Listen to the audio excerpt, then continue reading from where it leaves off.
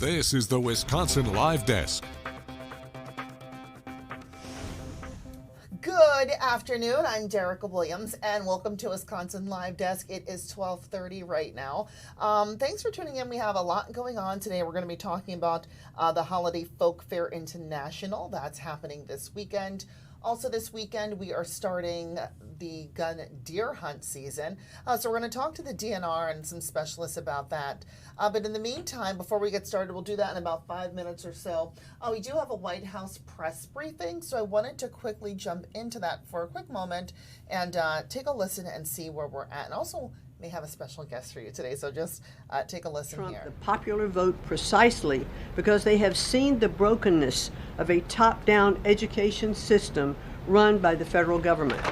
They're painfully aware that only 3 out of 10 students can read proficiently at their grade level.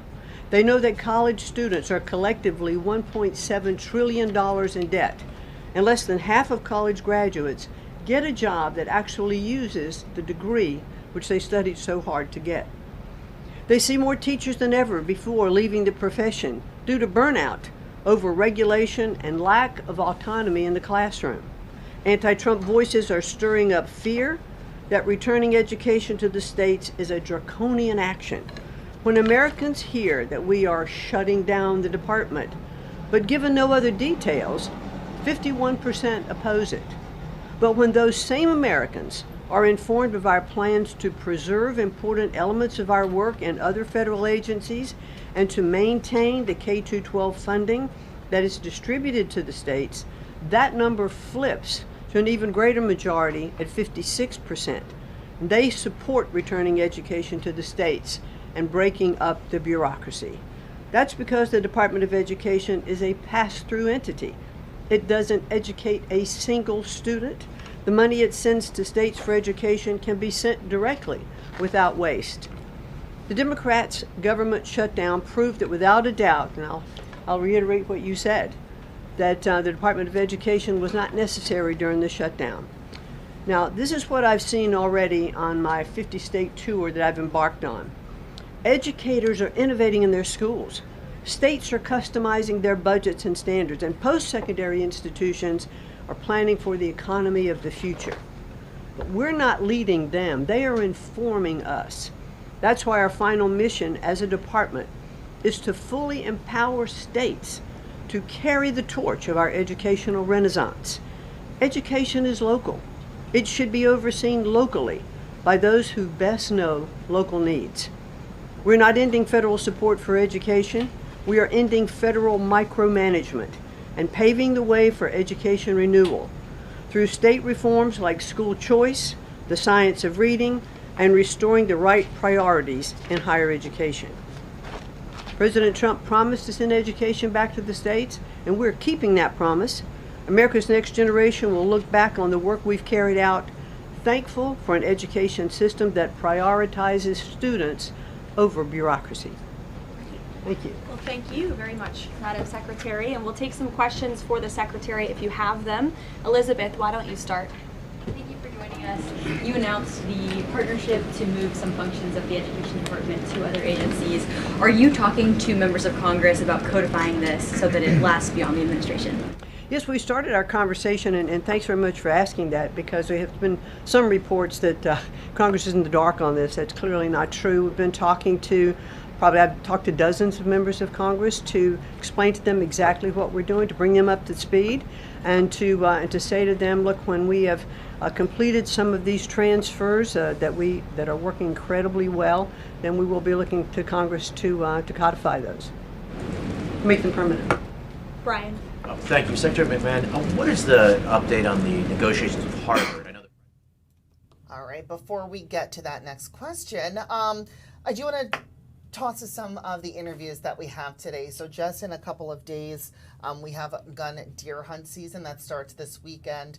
It's huge here in Wisconsin, and I wanted to talk with an expert that we're going to have coming up in just a moment. So I'm going to pull him up here. I believe we have Jeff in that box right there. I'm going to pull your mic up for a second, Jeff. Just wanted to get a quick word from you as we start gun deer hunt season. Good morning. How are you? Good afternoon. I'm Oh, doing good great. afternoon. You can tell I've been up and here since 3:30, right? It's always morning when you wake up for all those hours. But thank you so much for joining us today. And it's the start of gun deer hunt season, 9 days starting this weekend. Thanks for taking a moment with us. Let's get started. If you don't mind, let's talk about what we're expecting this season. Any changes? Yeah, well, so the big change for 2025 is in the northern part of the state. The state's divided into 4 deer management zones, the northern forest and the central farmland, southern farmland, and the central forest. In the northern forest zone, the deer management units have changed boundaries to go back to something people will be familiar with from over a decade ago, when our deer management units were habitat based and they were bounded by roads and rivers, not the county lines. And we've been in a county-based system for the last 10 years.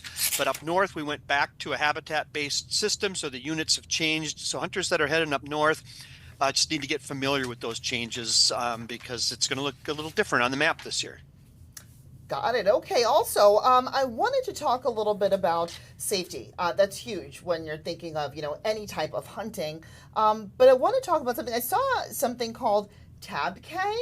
Can you share a little bit about what that acronym means? Sure. So, TABK is just the easy acronym that everyone has been exposed to, and they go through the hunter education course. And it really comes down to, this is how you operate a firearm safely. And if you follow the 4 rules, it will eliminate virtually any opportunity for an accidental discharge or a issue with an accident. And we've had a great improving track record over the past number of decades. Last deer season, we had no fatal accidents at all. We had 1 minor non-fatal, and we want to keep that trend going. The only thing we can do better this year is to have no accidents whatsoever. And TABK just stands for the T is, treat every firearm as if it's loaded at all times. The A stands for always keep the muzzle pointed in a safe direction. And B is be sure of your target and what's beyond your target and in front of your target. And K is keep your finger off of the trigger, out of the trigger guard, until you're ready to shoot. Okay, beautiful. Great tips right there. Also, I understand that this year it's a little later, I feel like, than we normally have kind of gun deer hunt season. What do you think that does for kind of animals on the move, or how do you think that having it later in the season is going to impact hunting for folks? Yeah, that's a great thing to keep in mind, because our 9-day season always starts the Saturday before Thanksgiving, which rotates on the calendar. And so we do see a difference in harvest when our opening day is later on the calendar, like this year. And that's related to the fact that the deer breeding season, or what people commonly call the rut, happens in early November. And the further we get away from the peak of that rut breeding activity, daytime deer movement decreases. And so a later opener, we may see a 10 to 15% suppression in overall harvest numbers compared to an early opener. And so as much as other factors may be lining up for a good harvest, population is healthy, we may see something where the numbers aren't quite as good. But last year was a late opener too. So we're in a pretty similar spot as we were last year. Okay, good to hear. So as folks go out, to talk a little bit about the preparation and tree safety even. Yeah, we were talking earlier about firearm safety. Actually, the biggest risk that hunters face in terms of injury is falling out of an elevated platform. That's become a very popular strategy now, and whether they're commercially made or made, just like general ladder safety, coming up and down from an elevated hunting blind is where you're most likely to have a problem or injure yourself by slipping or falling. And so just following the basic rules of standard ladder safety, keeping 3 points of contact at all time, and then also using a safety harness to stay secured in your stand, so that you don't again slip or fall or doze off and fall. That's really the biggest risk that hunters face when they're going out. Yeah, dangerous. And along the line with safety, we got to have those bright colors. Yeah, we have during any open firearm season, and not only the 9-day, but after that is 10 days of muzzleloader hunting, followed by 4 more days of antlerless only firearm season. So really, all hunters except waterfowl hunters are required to wear blaze orange or blaze pink from Saturday through, I believe it's like the 13th or 15th of December. And so whether pheasant hunting or squirrel hunting or anything else, that blaze orange is a requirement. And we advise other people that aren't deer hunting, but just out recreating in the weather to wear, bright, visible clothing, and just be conscious of the fact that people might be out there deer hunting, and we'll have another safe season like we did last year. All right, before you go, 2 more quick questions. I want to talk about certification. For people that are new to hunting or that have been, or maybe that's their first time when it comes to requirements or age, what is that when it comes to certification? And then maybe talk about how we can register. Sure. So everyone who's been born after 1972, I believe, is required to take a hunter safety course in order to be eligible to purchase a license. However, we do have an exception to that, which what we call the mentor or mentee license, where, and this doesn't have to just be a youth, because we do see adults that are interested in hunting that didn't grow up hunting. And if they don't have the ability or aren't quite sure, they can get the mentee license, which requires that they don't have to take hunter safety class, but they have to hunt with an experienced individual right at their side in arm's reach, one firearm shared between the 2 people, and that allows them to have a safe experience and exposure to hunting. And then if it works for them and they like it, then they can go and get their hunter certification. Perfect. And do folks need to register beforehand for the season, or what does that look like when it comes to going out and then also bringing deer back? Sure. Well, we have a mandatory licenses. Wisconsin's electronic system is what we call Go Wild, where people can buy their hunting licenses, their fishing licenses, their park access permits, all that type of stuff. If a hunter is successful in harvesting a deer, we also have mandatory deer registration. So they do have to report to us their success, when and where they shot the deer, what kind of deer it is, and that's all available online by computer, by phone, or calling in as well. And we will harvest somewhere in the neighborhood of 200,000 to 225, maybe 250,000 deer over the next few days. That's amazing. I know some people do it for sport, but others, obviously, this is a food source. And I noticed that you guys have help for folks that are experiencing food insecurity also. We have had a deer donation program in place for a long, long time, for decades. And it's experiencing some challenges in terms of capacity from meat processors that are able to help. But we do have a map that shows where all the processors are located that can accept deer that would then be processed and turned around and donated to food pantries. And certainly this year we're emphasizing that a little bit more.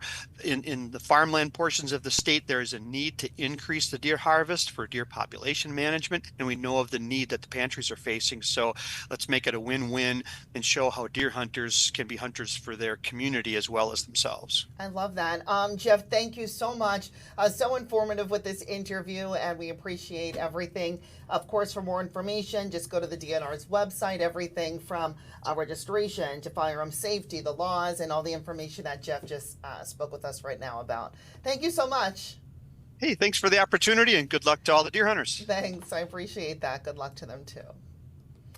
All right, so 12:43 right now. We're going to take a quick break because we still have a lot more of the Wisconsin Live Desk coming up.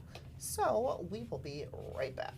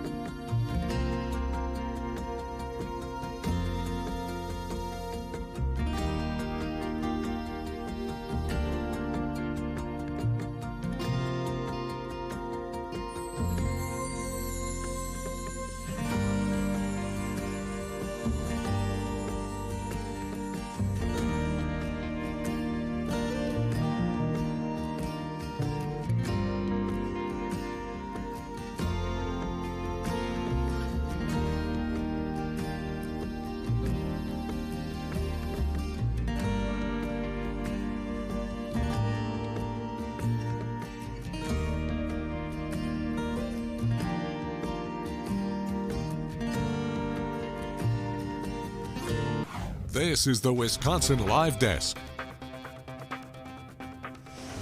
All right, welcome back to the Wisconsin Live Desk. We have another great guest coming up, but before we get to that, I want to share a great guest that I have here in the studio with me. If you want to pop up and say hi, this is Mila. Give a good wave. She doesn't have a mic on, but Mila, you know what? I can do this, and we can both talk together. So Mila, let's talk about what school you go to, why you're here.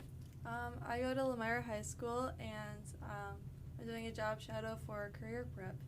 Awesome, and we're so glad that you're here. You've been kind of walking around the studio, seeing what we do, learning a little bit about news, the behind the scenes. Are you having a good time? Yes. All right, so if you see Mila pop up, she's here having a good time, taking some pictures, learning some things. So just wanted to share. Thanks for joining. You can have a seat if you want to. All right, I'm going to clip this back on, and we are going to go to our next interview. That's going to be with the Holiday Folk Fair International. So that's going on right now, and there is Paul. I'm going to raise Paul's mic right These here. three members of Congress. And Paul. Hi, Paul. How are you? Hi, it's good to be here. Good. Thanks for joining us today. If you don't mind, let's share a little bit about the Holiday Folk Fair International that's coming to State Fair Park. Well, Holiday Folk Fair, it happens every year. This is the 82nd year of Holiday Folk Fair, and the International Institute of Wisconsin has been around for over 100 years. We host it. I'm the president and CEO of International Institute of Wisconsin. Holiday Folk Fair is a great place for friends and family to come and discover yourself, discover others, find our similarities, find out about our differences, celebrate all that. It's a great place to find out where you came from, and that helps you find out where you're going. So there's a lot of good food, a lot of good dance and song, very good traditional dress as well, and good artwork. There's things to buy, and there's plenty of space to walk around and look at all these cultural booths and the vendor booths, and then the main stage where the dancing will occur. And always have to have some of the desserts. My favorite are all the chocolate desserts. For sure, and I love the authenticity that each group brings in each culture. Speaking of culture, so this year theme is Celebrate the Culture of Traditional Music. Share a little bit, if you don't mind, about what we can experience there and how culture is spoken through music for people to be able to understand it and just kind of feel it. So there's three main big aspects to it, and that's the language, the music, and the dance. And that dance includes all the music that you move to, and your traditional dress expresses through that as well. And the music, I believe, is like I always look at it as like the lifeblood, because it comes out of emotion, it comes out of a feel, and each culture has their own look and feel, and that feeling is captured in the music and the instrument playing. So that's the reason why we picked that this year. The previous years we had traditional art and traditional dress. This year's traditional music, and it's a great place. You always hear the music going. I love to see the rhythm through the dance with the music, and then of course. From that, you can go to their cultural booths and discover more. And then, of course, partake in some of the food, the traditional foods that are there as well. I always feel like culture, when you're talking about song and dance, it tells stories of ancestry and just something that's kind of unifying across different cultures. What does that mean for you to be able to bring such a diverse fair here to the Milwaukee area for folks to take part in and learn from? Well, I've been involved with Holiday Folk Fair myself for 14 years. 12 of that was with the board of International Institute of Wisconsin, and then a couple of years ago I took over the helm. But what it means to me personally, though, is that fits with the mission of IAW, is it's a place for us to express and communicate all of our heritage and culture, and the music and the regalia. They are venues to communicate values that come from that heritage and culture, and those values are the aspects that we can find that connect us.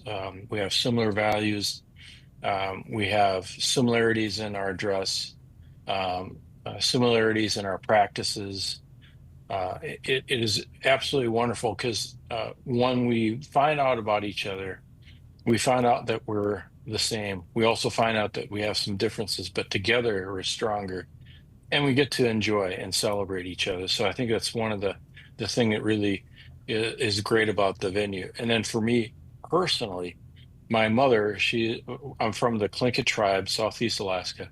My mother told me that it's important for myself and my family to let everybody know that we're still here, that the Tlinkits are Mhm. still here. And for me, it's an excellent opportunity to, show off the regalia like this bolo tie, Yes. the Eagle House, and explain that we are still here. So I have a nice, strong personal tie. I love that, literally and figuratively. I love that because that's how stories are passed down. That is how generations kind of stay alive and Mhm. share. I do want to talk really quickly before we go about the food. I'm looking, my mouth is watering, looking at all these different countries and the food that they have available. It's really tasty, and I feel like it's so authentic as well.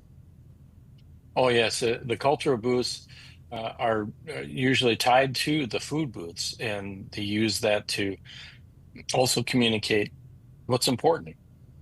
And when we sit down and break bread or share a meal, it's a way for family units to gather and for cultural groups to gather and exchange those stories and exchange the culture, the language, the values come out of that as well. And I think it's one of the best things to do is to come and stand in the food area, close your eyes, take a deep breath, and go, oh, that reminds me of my grandmother's cookies, or my grandmother's bread, or my auntie's bread, and the special meals. And and you can explore other cuisine from other cultures, and then sometimes you'll even have an opportunity to hear of why this particular dish is important, especially at the culture booth. So make sure you go through Heritage Lane. That's where the cultural booths are. And some of the demonstration booths as well, where they communicate like the importance of weaving. What does that mean? The importance of carving, the artwork. And for the Clinkets, we call it Atu, and there will be a Native Alaskan demonstration going on as well. I always say there's nothing more um, you don't learn without getting hands on sometimes. And I feel like, yes, you can read a book, yes, you could see pictures, but it's one thing to see, feel, talk to, and share this experience. So, Paul, thank you so much for sharing with us. And I think this is an event that we will learn from, but also, share as well. And this will really bring us together. So, Paul, thank you so much. Thank you so much. All right, talk to you later. I'm just gonna switch this camera really quickly. I'm really excited about that. I was over here looking at some of the food.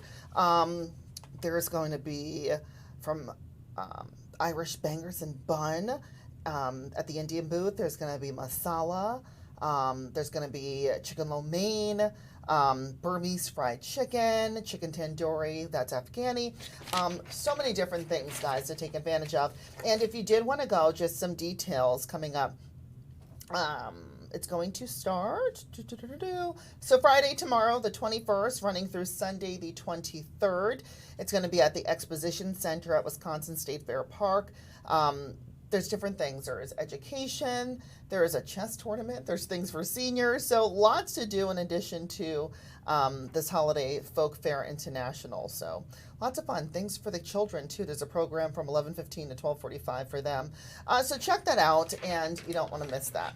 So we have a lot more coming up on Wisconsin Live Desk, so we'll take a quick break. Should we take a quick break, Delaney, or do you want to pull that conference now? What do you want to do? Yeah. All right, I'll be right back. I'm going to talk to Milo over here for a little bit. I'll be right back.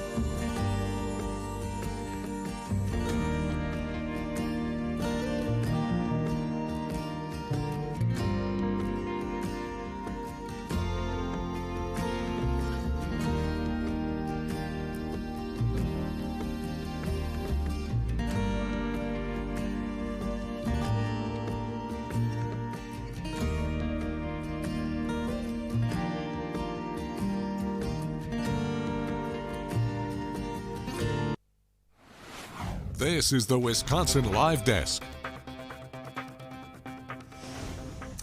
Good afternoon and welcome back to Wisconsin Live Desk. I'm Derica Williams. I wanted to try to grab this press conference that's happening right now. We do have House Democratic Leader Hakeem Jeffries talking. I see Nancy Pelosi up there. Let's get a quick listen into what they are saying.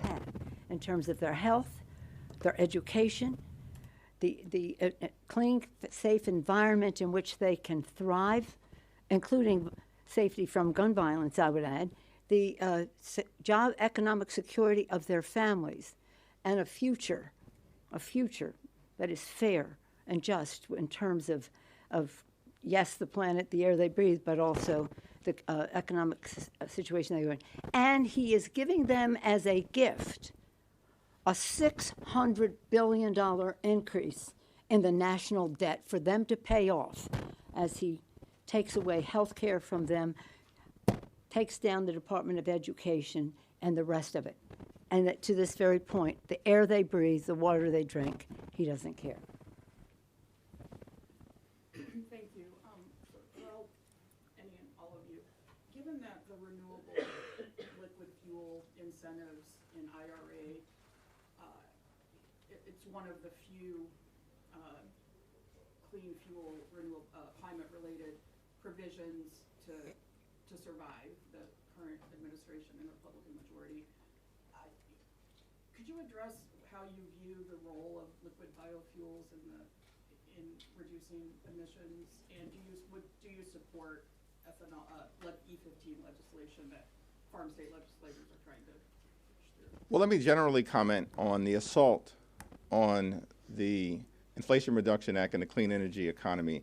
And as Democrats, we're united in pushing back against the damage that was done, notwithstanding the fact that there were several, more than 20 House Republicans who said, hands off the clean energy tax credits and provisions in the Inflation Reduction Act, and then, of course, bent the knee to Donald Trump as soon as he ordered them to decimate the overwhelming majority. So we think that there's a lot of repair work that has to be done in order to get back to the place where we are standing up a clean energy economy for the good of the climate, for the good of communities across the country, the jobs that are created, the economic development, the lowering of electricity prices, particularly in an environment now where, because of the rise of artificial intelligence, we're going to see exponential demand for energy, and we shouldn't be cutting things back.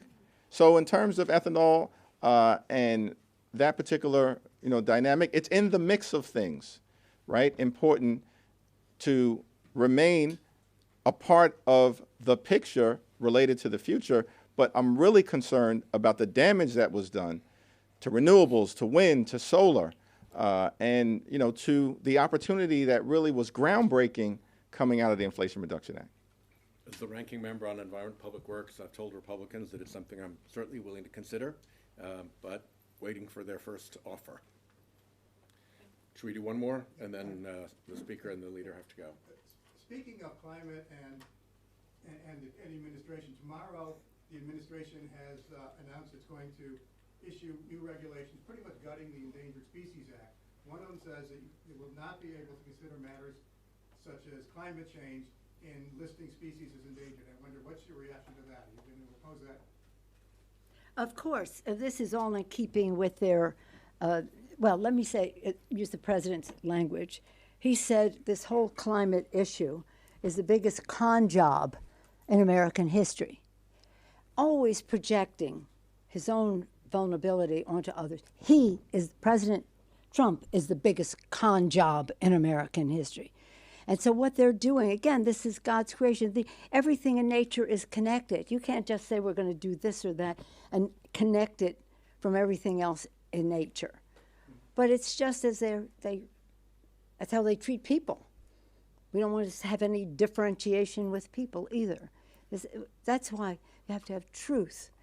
We have to make sure people are not apathetic about listening to what is at stake here, truth and trust in the collaboration that we want to have. Collaboration, the transparency of it all. And what they're doing, that's almost irreversible. That's why it's really important for us to win this election so that we at least can hold up some of that. And then hopefully we can have some truth and trust in the Supreme Court so they don't let him get away with destroying God's creation. One of the points I made in Brazil is that at events like the COP, you see the smiling mask of the fossil fuel industry. Oh my God, they're in heaven. But if you want to see their true face, you look at what they are having the Trump administration do. And the depravity of the corruption, the depravity of the lying, and the disinterested in anybody's well-being other than the big donors, that's the true fake. All right. That was talk about climate change. I want to talk to Ashley Sears right now. So joining us on our Wisconsin Live Desk is our reporter, Ashley Sears. So Ashley, here you go, Ashley. So Ashley's in Port Washington. For a while now, there have been many residents that are just kind of up in arms about the potential of a data center coming there. So Ashley, I understand that you're doing a story about house movers, but when I think house movers, like, this is totally different, of a different kind. Yeah, this is a way different story. So we're out here on County Road LL in Port Washington. We're within the footprint of where this data center is going to be built here. And right now, crews here are prepping to move a pole barn. So what they're going to be doing is trying to salvage some of the properties out here within this 670 acres where the data center will go. And they're trying to save some of these properties. This pole barn right here is being prepped. They're moving these beams. They have to get them within the pole barn. And then within the next couple of weeks here, they're going to be moving this down the highway and across town. And this isn't the first one that they've done. Justin Du Bois, if you want to, I know we're in the path of this beam moving here. But if you take a look here, this is where another pole barn used to be. You could see the foundation is still here. They just moved this one within the last couple of weeks here. They moved it about 3.5 miles away. The property owner asked it to be saved. It's now with the property owner's son and is being used already, I'm told. And these movers here, it's Devote House Movers. They're out of Manitowoc County. They would like to, they said, save at least about a dozen homes here. They have only contracted with this one property owner here, but they said they don't want to see, the materials ending up in a landfill. They said there's still a lot of homes that they think and pole barns they think can be saved out here and repurposed. That's pretty cool, just kind of watching the process, because in my mind, I'm like, how is that working? How are they level? How are they driving down the highway? Now, they do this as a whole? Yes, and this all happens at night. So they shut down some of the roads. They work with the county and the sheriff's department, and they drive it on the highway fully. So here, Justin and I are going to walk over here. We're going to try and stay out of their way as much as possible. But you can see these beams right here. They're picking up these beams. I'm no expert in this, but I'm going to try and explain it. I'm intrigued. They're putting these beams inside the pole barn here. If you look. Got it. Then they're going to be using a hydraulic system to lift this pole barn up. And then they're going to put some wheels underneath it, and they're going to take it, like a semi. They're going to rig it up and drive it down the highway. Which, I mean, aren't we all like little kids at heart? If you saw that on the highway, you'd be like, oh my goodness. That's the coolest thing ever. I'm so glad you just showed us this visual. Because in my mind, I thought, how do you slide something underneath it and lift it up? But this makes sense.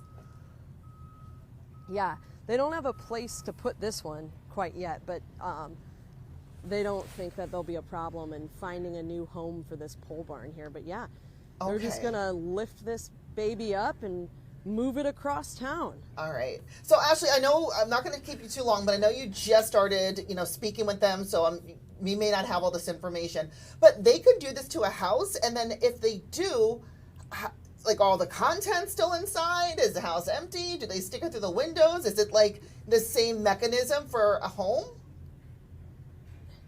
Yeah, well, I only know the barn Okay. process here, but you could see this is kind of, you know, this is an empty building here. So, I mean, I think they're able to lift this up probably much easier than something like that. But, I mean, they move houses. That's what they do. So it's kind of a cool thing here. And they think that there's about a dozen other properties around here that they could save. Now, time is not on their side, because construction is beginning with the data center soon. So they're trying to get the word out to let people know, like, we can do this if you need us to. And there is like this environmental element to this story where they're trying to save this because they don't want to see all this stuff end up in a landfill. They said this is still good material, and it's cheaper, they said, to probably move it. It costs $8,000 to move that other pole barn, and the man we spoke to, the owner of this business, said it's about $20,000 if you built it up on your own, or, you know, just the materials alone. So who knows? Yeah. You want your house moved, Erica? Are you attached to your home? We can pick it up and move it wherever you might go next. Now I know there's an option. So thank you so much, Ashley. I really appreciate it. That was a really cool visual. So thanks again. I'll let you go back to your work. Yeah, thank you. All right.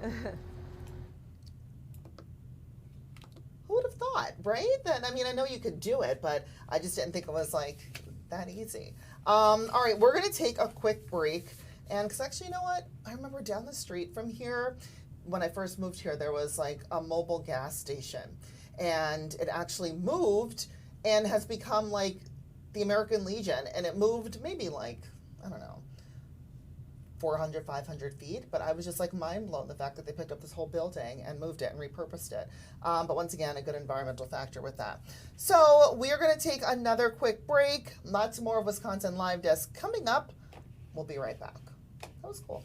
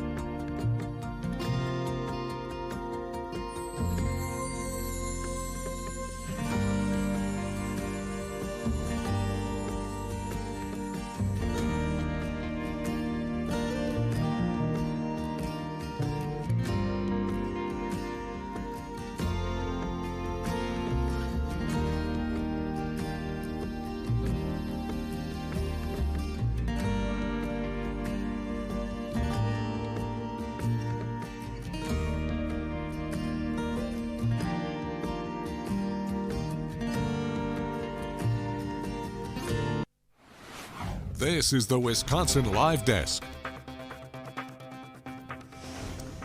Well, good afternoon and welcome back to Wisconsin Live Desk. I am Derica Williams. Still a little mind blown watching that pole barn get kind of picked up and moved. It's just really interesting how homes and, you know, structures get moved like that from one location to another in the cloak of night, right? That's pretty cool.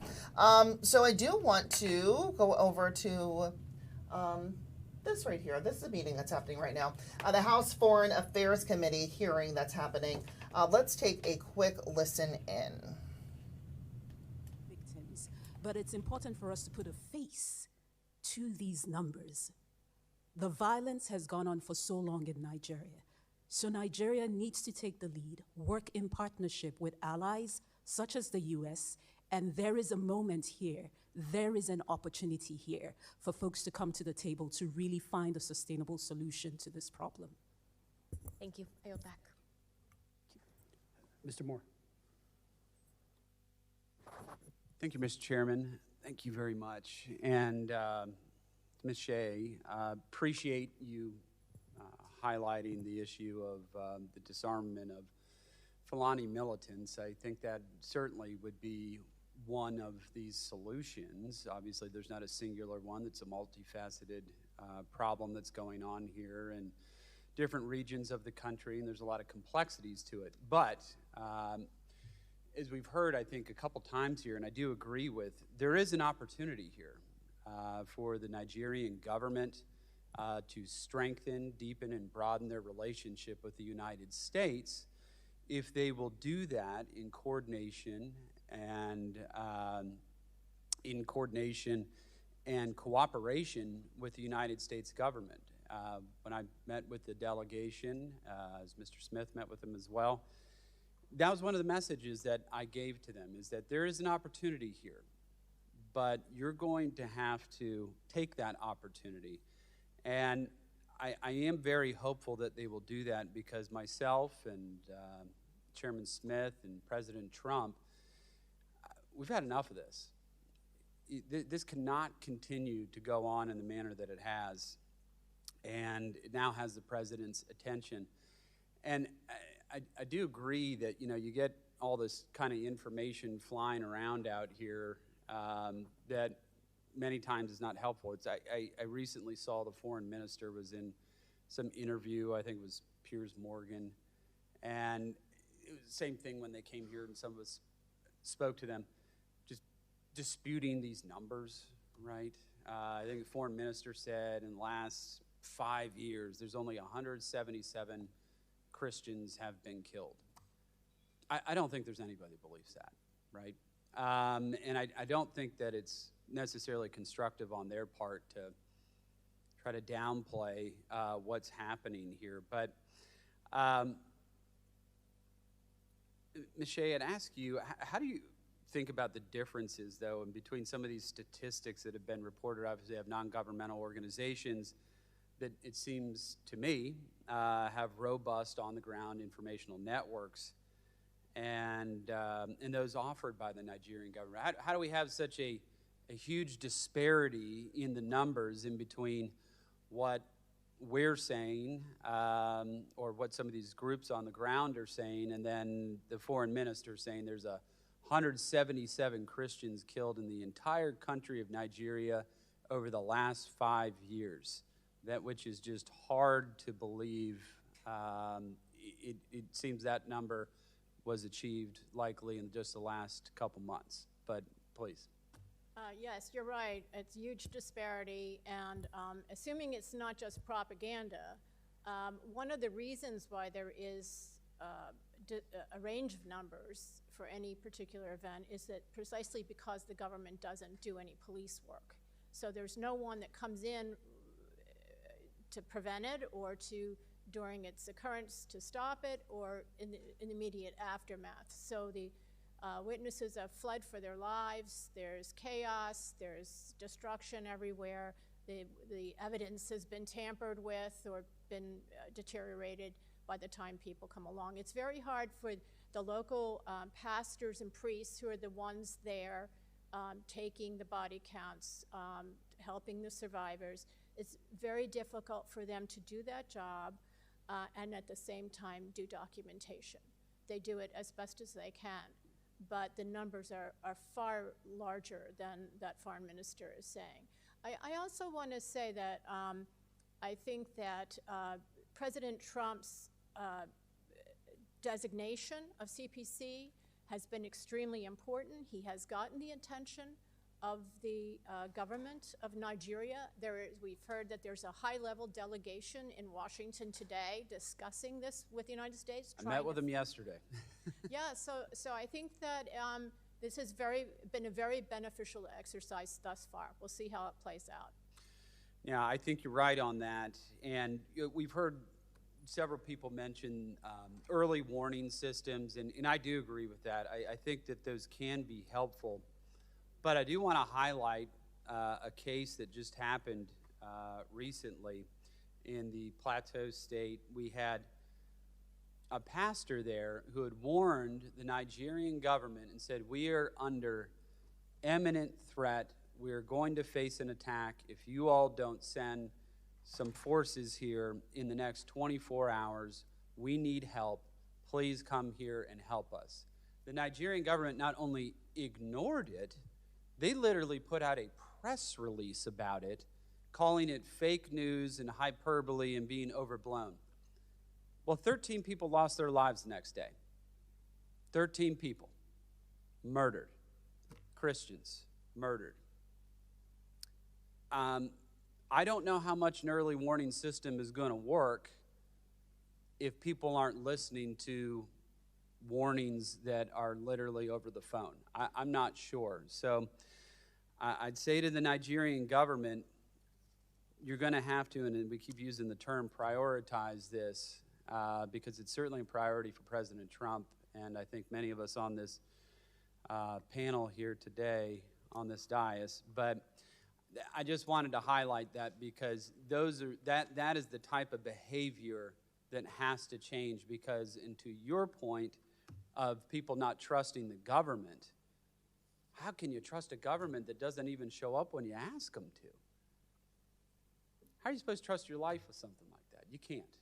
Obviously, you can't. And I think that's why it's incumbent upon the Nigerian government to work with us in coordination and cooperation to address these issues. Obviously, there's going to be some type of bifurcated approach to this. The Fulani Islamic militant issue in the middle belt of the country is distinctly different from what you face with Boko Haram and ISIS in the northeast of the country, and that's probably more of a question of kinetic military options rather than some of the other things that maybe State Department could do more in the middle belt, backed up by some of those same type of at least military deterrence options in that part of the country. But I think it does need to be a kind of whole of government approach to this, but we have to have the Nigerian government as a willing partner in all of this, because the president is, as Chairman Smith just said, extremely serious about this.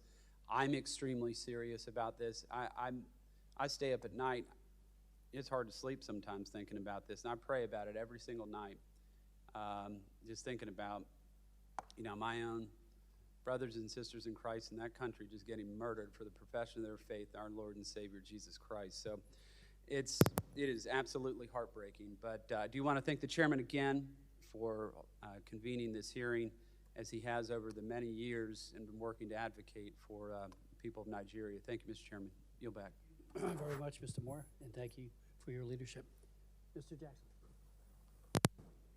Thank you, Chairman. Thank you for your leadership.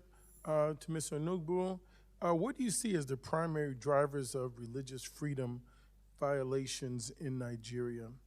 And secondly, what are the political, economic, social, and historical factors that exacerbate the situation? Thank you, Congressman. I really think it's a mix of factors here that we're looking at. A mix of factors here. And as I mentioned in my testimony, at a core of this are failures of governance. There needs to be an opportunity to address the governance deficits that we see across the board in Nigeria at every level. And I think sometimes when we look at this issue, it's also important, because we haven't been able to take a look at it from a whole of government, from a holistic point of view. It's important for us to understand what are the areas that really encompass more institutional weaknesses, and then what are the areas that are plainly just a lack of political will. And so I think, again, as I had mentioned earlier in my earlier response, there is an opportunity here to actually begin to identify what are the areas, what are the institutional weaknesses that exist within the Nigerian system that allow or enable the environment for the violation of religious freedoms, and then what are the instances where it's just plain old lack of political will. Once we're able to do that, then you'll be able to identify a proper solution to a problem. Right now, we haven't been able to identify a proper solution. And this is why these conflicts are protracted and they've continued time and time again. Well, thank you so much. It's also very peculiar. I'd like for it to be noted in the record as we look forward to the great works of the continent and Africa as it marches and rises towards 2050, where 25% of the world's population will be of African descent. And this country, the United States, seems to talk down to African people. Historically, I would say that the United States is a very generous nation, and in some ways the most generous nation, but has the most peculiar cruelty towards the African continent, and it must be confronted about its legacy. The second thing is we are right now in a hostile environment with the Republic of South Africa and Nigeria, the nation's two most populous countries, if you will, or certainly two most prosperous countries that should be dealt with. I have another question for you. Based on your experience, which types of U.S. government programs or initiatives have been past or present, have been most effective in promoting religious freedom and interfaith dialogue in Nigeria? Thank you very much for that question. And for several years, I actually worked specifically in the Middle Belt on these types of community security initiatives. And we've seen local level peace building initiatives where communities have been able to, and most importantly, as a community led by the communities, they've been able to put in place early warning systems, and beyond those early warning systems, moving a step further to ensure early response. Because, as has already been pointed out, it's of no use if people are able to raise an alarm and no response comes through. So over the years, we've seen some successful low-level peace-building programs across the Middle Belt, community-led peace-building programs. We've also seen programs that have included religious leaders from both faiths, particularly in places like Kaduna, in Adamawa, in Benue, in Plateau State. We've seen interfaith mediation councils where Muslims and Christian leaders have been able to come together to work closely with their communities. Those types of initiatives we've seen have been very successful. Last question I would have for you. In its effort to dismantle the USAID program, the Trump administration terminated a USAID program called Partner that supported peace-building efforts to northern and north-central Nigeria. The $2 million project helped to strengthen the country's early warning and security response systems and provide training for local leaders, including religious leaders, on conflict mitigation strategies. This project, amongst others, like it helped to provide local leaders with mechanisms to alert law enforcement to possible conflicts before it happens. Partner also helped facilitate communications between farmer and herder, community leaders, often individuals from different religious backgrounds, in an attempt to bridge the gap between the two groups. Ms. Arungbu, what are some of these early warning signs of conflict? How would you describe the drivers of conflict in northern and central Nigeria, and to what extent do you assess these stem from religious and climate and resource competition? So just a quick, if you're listening in right now, just a quick update. If you are tuning in right now, we are watching the House Foreign Affairs Committee hearing with the titled agenda, President Trump's redesignation as Nigeria as a country of particular concern. So we are hearing some commentary about that. When we do return, my colleague Kelly Spittler will be manning the controls here at the live desk. So thank you for watching with me and watching along, and I'll see you next time. Where the challenge is now, or where the problem is when everything is lumped in together. You know, working for several years in the Middle Belt, when a conflict breaks out and people say, oh, it's a farmer-headed conflict, it's a farmer-headed conflict. Now, every type of conflict in the Middle Belt becomes a farmer-headed conflict. But we need to take the time and take the step to actually identify which of these conflicts are driven specifically because of disputes between farmers and herders? Which of these conflicts are just plain old criminality, as some of them are?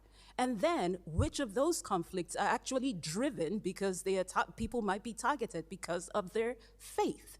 And I think this is where we miss the point when we do not acknowledge the complexities within Nigeria, when we use a single story to define the conflict. This is why we've not been able to find viable solutions.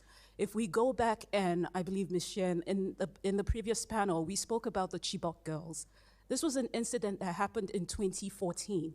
And just a week ago, we saw another group of school children kidnapped from their schools. Since 2014 till today, we've seen 6 different incidents of kidnapping. And we've had discussions on each and every one of them. But we've not been able to identify a viable solution because we tend to oversimplify and we tend to generalize what the problems are. But for every conflict that happens in Nigeria, there are specific drivers, and we have to be able to take the time to identify what the root cause is of each specific conflict for us to be able to develop a sustainable solution. I thank you so much for your testimony. I yield back, Mr. Chairman. Mr. Jackson. Mr. Stutzman. Thank you, Mr. Chairman, and thank you both for being here. Consecutive administrations here in the United States have viewed Nigeria as an important partner in West Africa. But I would say that our relationship has been less than perfect. Just last year, the Nigerian government wrongly detained Tigran Gambarian, a U.S. citizen and former IRS agent, for 9 months on trumped-up charges of money laundering and tax evasion. Combining this with the Nigerian government's woefully inadequate response to this violence, I'm concerned that they may not have our best interest at heart. And I'd like both of you to answer this. And Ms. Shea, maybe you can go first, but would you elaborate on the relationship between Nigeria and the United States? And do you think continued inaction on religious freedom issues will harm our relationship going forward? Does Nigeria want to have a civilized relationship with countries in the West and in Europe and other parts of the world? Oh, thank you for your question. I think that Nigeria wants and needs the United States. And I think that many Nigerians have come to this country and continue to come to this country for education, for investment reasons, or to live. And they are among our most successful, if not the most successful immigrant group. So I think that they have a lot to gain, and they know that from a relationship with the United States. I think I'm encouraged that the Nigerian government has an extremely high-level delegation over here talking to the Trump administration about how to improve relations. So that the Nigerian people, for sure, is what it sounds like you're saying, want a relationship with the United States. What about the Nigerian government? I mean, to the extent that they're giving us lip service on Christians being killed, I mean, do they have the ability to put a stop to the killings? I think they have an ability to take action, which they have not done in the Middle Belt, where the Christians are the primary target. They're the special target of these militias. And the government has not lifted a finger to help them until now. And maybe not even now. But I think that the government was not given any message before. I mean, we really, this is the first year that the first couple weeks that the government of the United States has said that there's a problem, that we are not happy, our law, the International Religious Freedom Act, requires us to point them out and put them on the list of the world's worst persecutors of religious freedom, violators of religious freedom. So they have not gotten that message before. Before they were told that there were root causes, that these are two socioeconomic groups, there was no mention of religion. We were told, and the chairman, Smith, was told by Secretary Blinken and others that this had nothing to do with religion. So now we have a new analysis, and I think that we've had a very helpful response to that. Ma'am, I mean, are we frenemies? Are we, what are we? We're friends.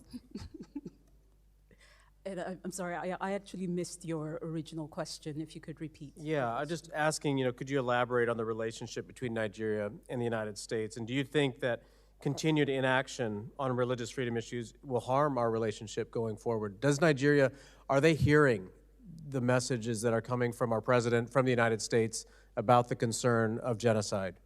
And not just... Hey guys, it's Haley taking over now for Derica. It is 1:32 on your Thursday afternoon. We've been listening in on this House Foreign Affairs Committee kind of discussing the relationship between Nigeria and the United States. So we'll keep our eye on that feed and see if anything kind of interesting or important comes out of it that we'll let you know about, of course, right here on the Wisconsin Live Desk. We do have a couple of things kind of happening right now on our feed, so I was going to walk you through really quickly.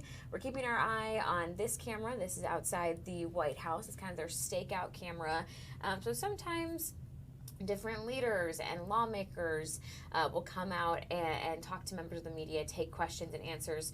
You can see right there that kind of podium, which is holding different microphones. So we'll keep our eye on this, see if anyone does come up and does answer questions. And of course, we can bring that to you live right here on the Wisconsin Live Desk. Also keeping our eye on the Senate floor right here. There's also a House floor session that's happening right now. So we'll look into what they're discussing, if it's anything kind of a big or important. Of course, we can bring that to you here on the Wisconsin Live Desk as well. It was a very important day a few days ago as we saw both the House and the Senate, of course, again, pass that bipartisan bill to release all of the Jeffrey Epstein files. We did yesterday now have President Trump sign that bill as well into law, which means the DOJ, the Department of Justice, now has 30 days to release those files. They are allowed to kind of redact any information that would revolve around a victim of the sexual abuse to protect them, but everything else is supposed to be released in its entirety. So we will keep our eye on those files, and as soon as they drop, I know that's going to be a big story that we will absolutely bring to you here on the Wisconsin Live Desk and on Fox Local. Which, speaking of Wisconsin and Milwaukee, let's take a live look outside really quickly on your Thursday afternoon. It is 1:34 right now, and really, this is kind of what it looked like at 8 a.m. as well. It's just a kind of dreary, foggy day outside right now. The airport shot is another one. Maybe I'll actually just pull it up for you live right here as well. That always gets me. This is actually better visibility than we were seeing this morning. We could barely see any parts of the runway or those planes, which I was curious if that would impact flights, because I know you have to have legally a certain amount of visibility in order to take off and to land. But looking a lot better right there at Mitchell right now as far as the fog goes. Clearly that Southwest plane was just driving by. So all departures and arrivals should be just fine at Mitchell. But I think it's a little bit of a trade-off, and I'm totally fine with the trade-off for today. Oh, there's a plane going, a Delta one going off. It's 46 degrees. Which is so much warmer than we have seen other days this week. So I'll take a little bit of the fog and the drizzle and just the dreariness if I'm going to get those 40s. That's beautiful weather. We are still anticipating some 50s this weekend. So excited about that. I was actually anchoring all morning, Wake Up with Derica, as well as with Rob, our chief meteorologist. He did say that it's going to probably be a pretty cold Thanksgiving. So Thanksgiving's a week from today, so a little bit far out to forecast, but I would definitely just take advantage of these warmer temperatures this weekend and enjoy them. It does not sound like they will be lasting too long whatsoever. So, all right, we're going to take a quick break right here on the Wisconsin Live Desk. We do have a lot of important news to bring to you, so just stick with us. 2 minutes. We'll be right back.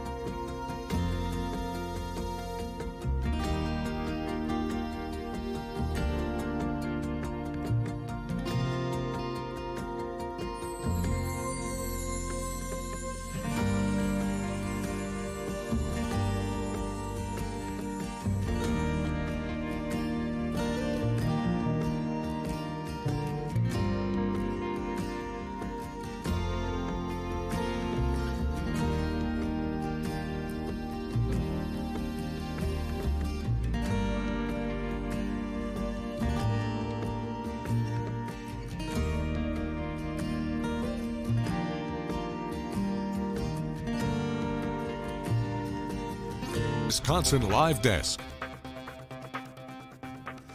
Hey guys, and welcome back to the Wisconsin Live Desk. It is Haley Spittler with you for the second hour of Wild, as we like to call it today. I'll be with you till 2:30. Then at 2:30, Mary Stoker-Smith taking over. She'll get you all the way to 3:30. If you've never joined us before for the Wisconsin Live Desk, it's a really fun time. We really just kind of show you news live as it happens. Primarily, we try to keep that to here in southeastern Wisconsin, or really just the Badger State, but we'll go across the nation and even across the world for those really important news events. So we just monitor these things behind me. They're called feeds, and we bring them to you live as they happen. And we also have quite a few different cameras around the Milwaukee area, which is going to segue us perfectly into our next story. We're taking a live look right here at Fiserv Forum because the Bucks, they have a very important game tonight, taking on the Philadelphia 76ers, which I know our morning wake-up producer, Andrew, is very excited for. He's quite the Philadelphia sports fan, so he's actually going to go to that game. I don't know if he's working tomorrow or not, but if he's here tomorrow morning, I'm going to be very impressed because that's a late night for a wake-up producer, so hopefully... Well, I lie. I was going to say hopefully he gets to see a win, but I don't want the 76ers to win. I want the Bucks to win. So hopefully the Bucks can get the victory. They are 8-7 on the season. 76ers 8-6 on the season. So I'm thinking it should be a pretty good matchup between the two of them. But I know one reason, you can read it there right on your screen, that people are excited for tonight is because the Bucks Cream City jerseys are returning. This will actually be the first time you can see them since 2020. So let's take a look. There they are. I love seeing all the players wearing them. These are truly just a fan favorite, but they had to actually change up the court. So I guess the first time they wore them in 2020, it created issues with like being able to read some of the sponsorships that are on the court. So they darkened the basketball court for this game so that you can still see everything that you need to see while they wear these Cream City jerseys, which if you're thinking those are really cool, I would like to wear one of those. You can buy them as well. They're available at the kind of fan store there at Fiserv, so you can go pick up some Bucks gear, get the new Cream City jersey. I feel like I'm anticipating a lot of people buying Giannis Cream City jerseys, but I could also see a lot of people buying Miles Turner jerseys. Of course, that's our center that we got this season, I think from Indianapolis, if I'm not mistaken. So very exciting time to see these jerseys back. I feel like we should bring in our Wisconsin native. That's not me. That's Delaney. Delaney, what are your thoughts on the Cream City jerseys? I really like the Cream City jerseys. I think they might be my favorite. I very much like them. I think these are fashion forward. Not that the players care about it, but I'm more of like a beige neutral girly, so I love these. But I'm curious outside Milwaukee how many people know that like Milwaukee is referred to as Cream City. That's my only concern. Oh yeah.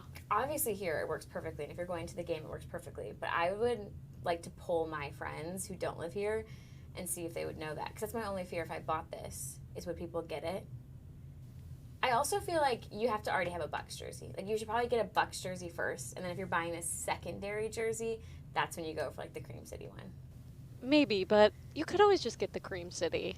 Okay, it's Delaney. a cool one. It is cool. I feel yeah. like let's look at it again. I really do like it. If you were to get a Cream City jersey, are you going Giannis? Who would you want? Either Giannis or Bobby Portis. Okay, Delaney pulling out some athletes' names there. Bucks fan. Oh, we never updated the Wisconsin Live Desk because you know what? Last Friday we were like, we're gonna go to the game together. Delaney, would you like to tell them what happened? We were looking for tickets, and they were just a little too expensive. So we think we're gonna wait and maybe do the Total Wine Wednesday. Yes. To get our tickets. Yes. We were looking for tickets. To be fair, we actually found great tickets at a great price. And so I went to go grab them. Somebody beat us to it. So then we were kind of bummed we didn't get that. So we were like, okay, let's wait to do the Total Wine Wednesdays, which is when the Bucks play on a Wednesday. You can go to Total Wine. If you spend $75, you get 2 tickets. So we were like, that's a good deal. But as soon as we decided that we weren't going to go, I went and laid in bed. I fell asleep at 6:30 last Friday night. I woke up at like 5 a.m. I know, I did the exact same thing. Yes. I was exhausted. And so then I was like, maybe it was for the best. Like, I don't know if I would have made it through the Bucks I think game. it worked out It the did. way it was supposed to. It really did. I will say, if you're going to the Bucks game tonight, you guys, you might want to stop and have dinner at AJ Bombers, because it is actually their last day of business. This is after 16 years that they have been in business in downtown Milwaukee. Obviously, it's a pretty well-known burger spot down there on Water Street. But yeah, they will be actually closing as of today. They did announce this back in June, but the restaurant and bar opened in 2009. Definitely known for some creative takes on burgers. A lot of people, though, just really kind of saddened by this news. I'm sure this is one of those spots that you go and you just have so many memories. And now the idea that after today you won't be able to go back is so heartbreaking. Or if you're just a fan of specific menu items, you know, you never want to think this is the last time I'm going to be able to eat this. But that is the case for AJ Bomber. So if you're going to go out to the Bucks game today, maybe stop and get dinner beforehand. Otherwise, they do obviously have yummy food at Pfizer. But after 16 years, they opened back in 2009, today will be the final dining service at AJ Bomber. So we've seen a lot of love for them shown online today. And so I just wanted to remind you guys before you miss out on that chance. So AJ Bomber's last day of business, if you can make it out, definitely do that. All right, we'll take another break here on the Wisconsin Live Desk, and then we've got some more news to bring you after that, so stick with us.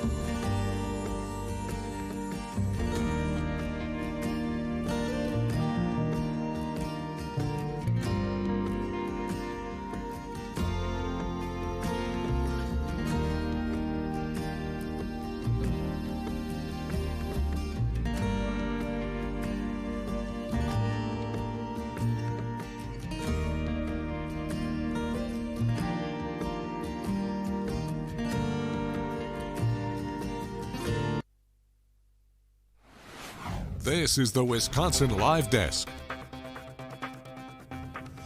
Hey guys, welcome back to the Wisconsin Live Desk this Thursday afternoon, where it is now 1:47, and we're actually going to get to talk with one of our newer reporters here at Fox 6, Andrew Amuzu, who is over in Wauwatosa working on a story with their East High School, because yesterday placed on a hold. Andrew, I know you've been news gathering now for a little bit, but catch us up to speed. What do we know as far as the incident that took place yesterday?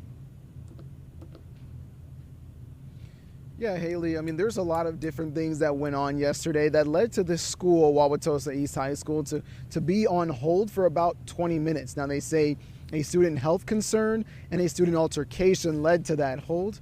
But all in all, we know that 3 people were arrested, a 14-year-old, a 17-year-old, and a 20-year-old. 12 squad cars were called to this building. Now, this side of the school that I'm right outside of, this is one of the sides of the school that the students were allowed to be released from. They were not allowed to be released from the main entrance right off of Milwaukee Avenue, I believe, over there. And so that's something to also take note of, because there was a lot of different things going on. Now, overall, they said that there was no threat to students. There was no threat to staff. I even spoke to a parent who lives across the street here, and he even told me that there wasn't really much of concern from parents either. It was handled pretty quickly. But that's pretty much all that we know, and police are still figuring out what's going on. So we were still, news gathering in that sense. We spoke with some students who said that overall, unfortunately, this is kind of normal. There's been incidents like this. There's been student altercations or fights, if you want to call it. But overall, things are pretty well over here, and it was handled pretty swiftly. Yeah, I would imagine, though, if you're maybe driving by Wauwatosa East High School as this is happening and you see that amount of squad cars, it might create a sense of concern. Yeah. So how were parents notified of what exactly went down, and was there kind of a sense of concern around the area while this was happening? Yeah, immediately the school district said this is all part of protocol, so they all sent out a big message to parents, even parents that have students enrolled in the elementary school, because there is an elementary school right next door to the high school. And so they emailed them, reassuring them what's going on, why the hold took place, because of that student health concern and because of the student altercation. So that was sort of the lingo that they were giving parents as well, especially as, typically on Wednesdays, the school dismisses at 2:45 p.m., but they were dismissed at 2:50. So a 5-minute difference for a 20-minute hold, because it responded so quickly, and there were cop cars there. Parents that I spoke with say that, overall there wasn't too much concern, but they were questioning, okay, why is there so much going on at the school right now? But overall, I mean, the communication was on point from the district, and a lot of the parents were informed about what's going on. So as far as the specifics, a lot of the parents don't know exactly what happened, but it does seem that the district is sort of reserving those details at this moment as things are unfolding. I know you mentioned a couple of arrests in this situation, and the police are still investigating. Are we expected to learn more eventually? Haley, I sure hope so, because there's a lot of questions as far as one of the people that were arrested is a 20-year-old. So what is a 20-year-old doing at a high school? And was there any connection to that student altercation? Was that 20-year-old related? Was that 20-year-old, how did the 20-year-old get inside the school? What was the security like? Those are the questions that we're really trying to figure out. But in a release that police sent us, police that said that they're trying to figure out what happened before the incident as well, what transpired to get the 20-year-old to be here. I know we're focusing a lot on the 20-year-old, but overall, that's sort of like the biggest question as far as why they were here and why those arrests were made. But of course, what happened to lead up to those arrests being made. So yeah, hopefully we can get that information soon, but police are saying that they're still working on figuring out exactly what happened. Yeah, Andrew, when can we catch your full story here on Fox Local? I know you have already started talking to some students and parents. I'm sure you'll try and talk to more once class gets out later today, this afternoon. Yeah, 4, 5, and 6. We'll have the complete rundown. We'll also be including some of the statements that we got from police and from the school district. We'll also include some sound from students that we also spoke with, just overall reflecting on what or how this incident impacts the student body, their overall perception. For the most part, they do say that they feel safe. The people that we spoke with, the students, they are seniors, and so overall they feel safe no matter what. But we'll include all those different sound statements, whatever we have, informing the public about what happened here. Well, actually, Andrew, that's a really good point that, students feel safe. And I know you started off by saying, unfortunately, this is kind of a common occurrence, that they've dealt with this before, they kind of know the drill. But is there any frustration with that this shouldn't be a normal thing? Or how do we go on to make a safer environment where these altercations aren't happening? Yeah, I think it's exactly that. A lot of the students told me that they are frustrated, but mainly because it can be prevented, or it doesn't really have to come to this. A lot of them are saying that what are these typical altercations over? Maybe something that's not worth being arrested for. And so that's sort of what they were telling me. That's the sense that they were giving. And so, yeah, a lot of the students here, they do feel safe, and they do say There have been altercations before, whether it's during school or if it's at an athletic event as well. That's nothing new here, but a lot of them can be prevented. But overall, knowing that there was no threat to students or staff as well, overall people are reassured by that. Yeah, definitely good to hear, no real threat to any students, that most of the student body was completely okay. There's just a couple arrests, and obviously we will continue to try and get some more information as to who those people were and what those charges are. Andrew, thanks so much for joining us here on the Wisconsin Live Desk. Thank you. That's kind of the latest right there out of Wauwatosa East High School. Maybe you were driving around yesterday around this 2:30 in the afternoon moment and saw all of those police lights, those squad cars, and were wondering what was going on. So again, the good news here was there was no real threat. All students were okay. There was this kind of altercation, another health emergency. That's why they had to end up leaving school out of that other entrance that Andrew was showing us.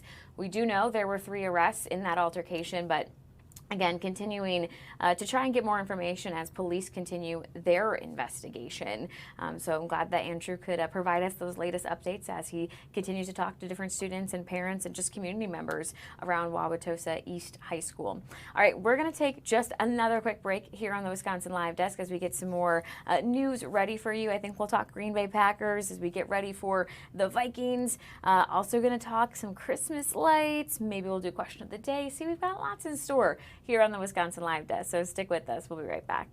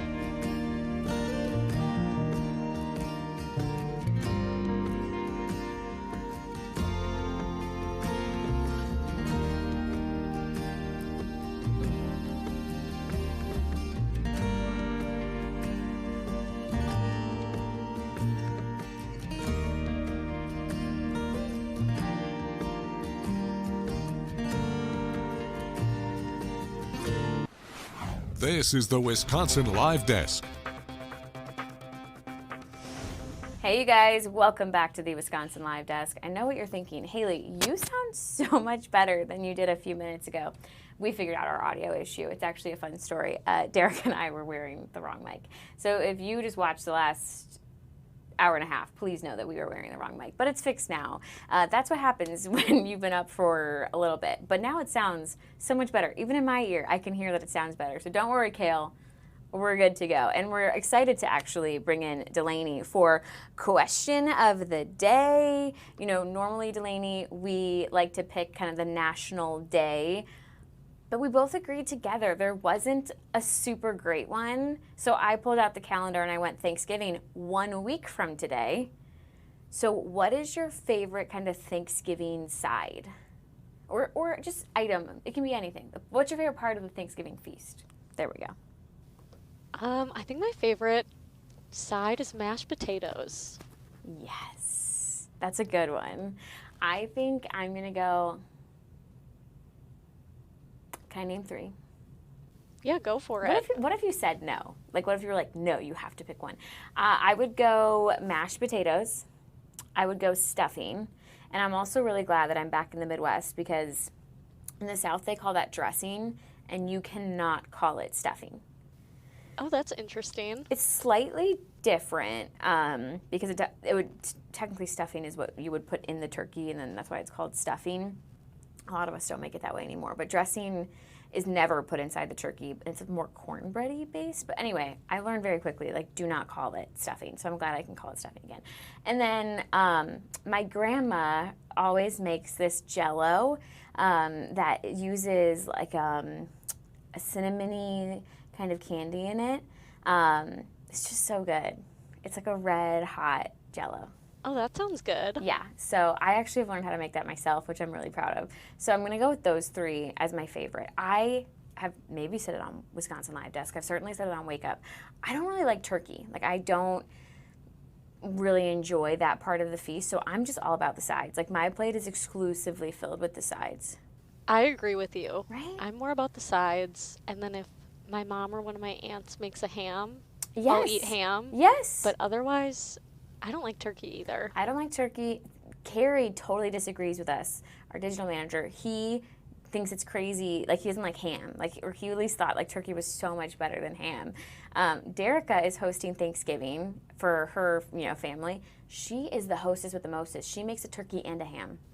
Oh. Yes. Maybe we should crash Derica's Thanksgiving. Yes, maybe we should. I'll call up Derica when I see her next. Be like, hey, 1, we wore the wrong mic. 2, we're crashing your Thanksgiving. I think we need to do that. I think so too. All right, I'm going to go ahead, Delaney, and pull up our true or false question. Oh, Delaney, you are giving this Thanksgiving. You made 2 for us. Yeah, we've got 2 today. She knew that the feeds were going to be a little quiet and that I was going to need that.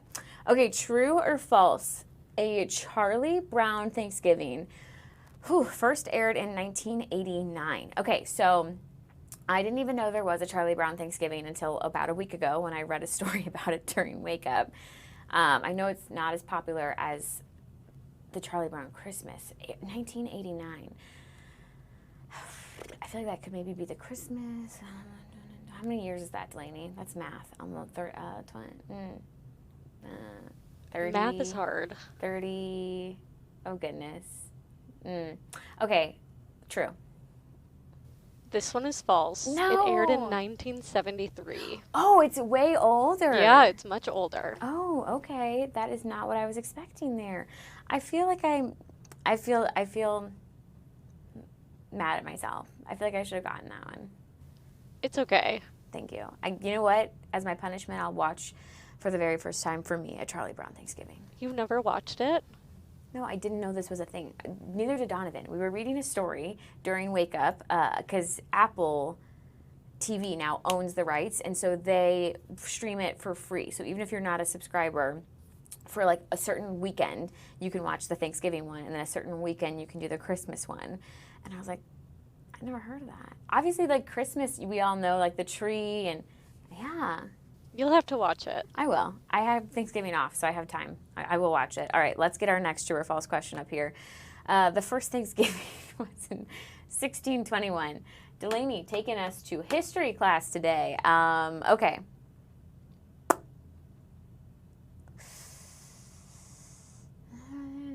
I'm trying to like think of Hamilton because that's like the founding of our country, and I know it's like 17.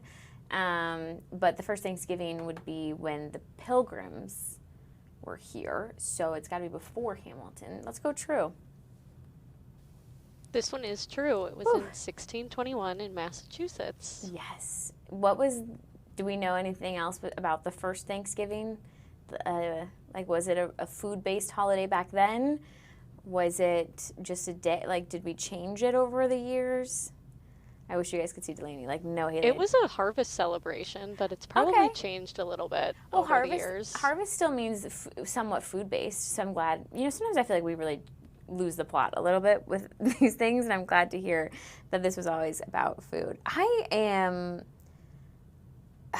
such a fan of Thanksgiving, Delaney. I don't think you understand. I was going to say that I like Thanksgiving better than Christmas.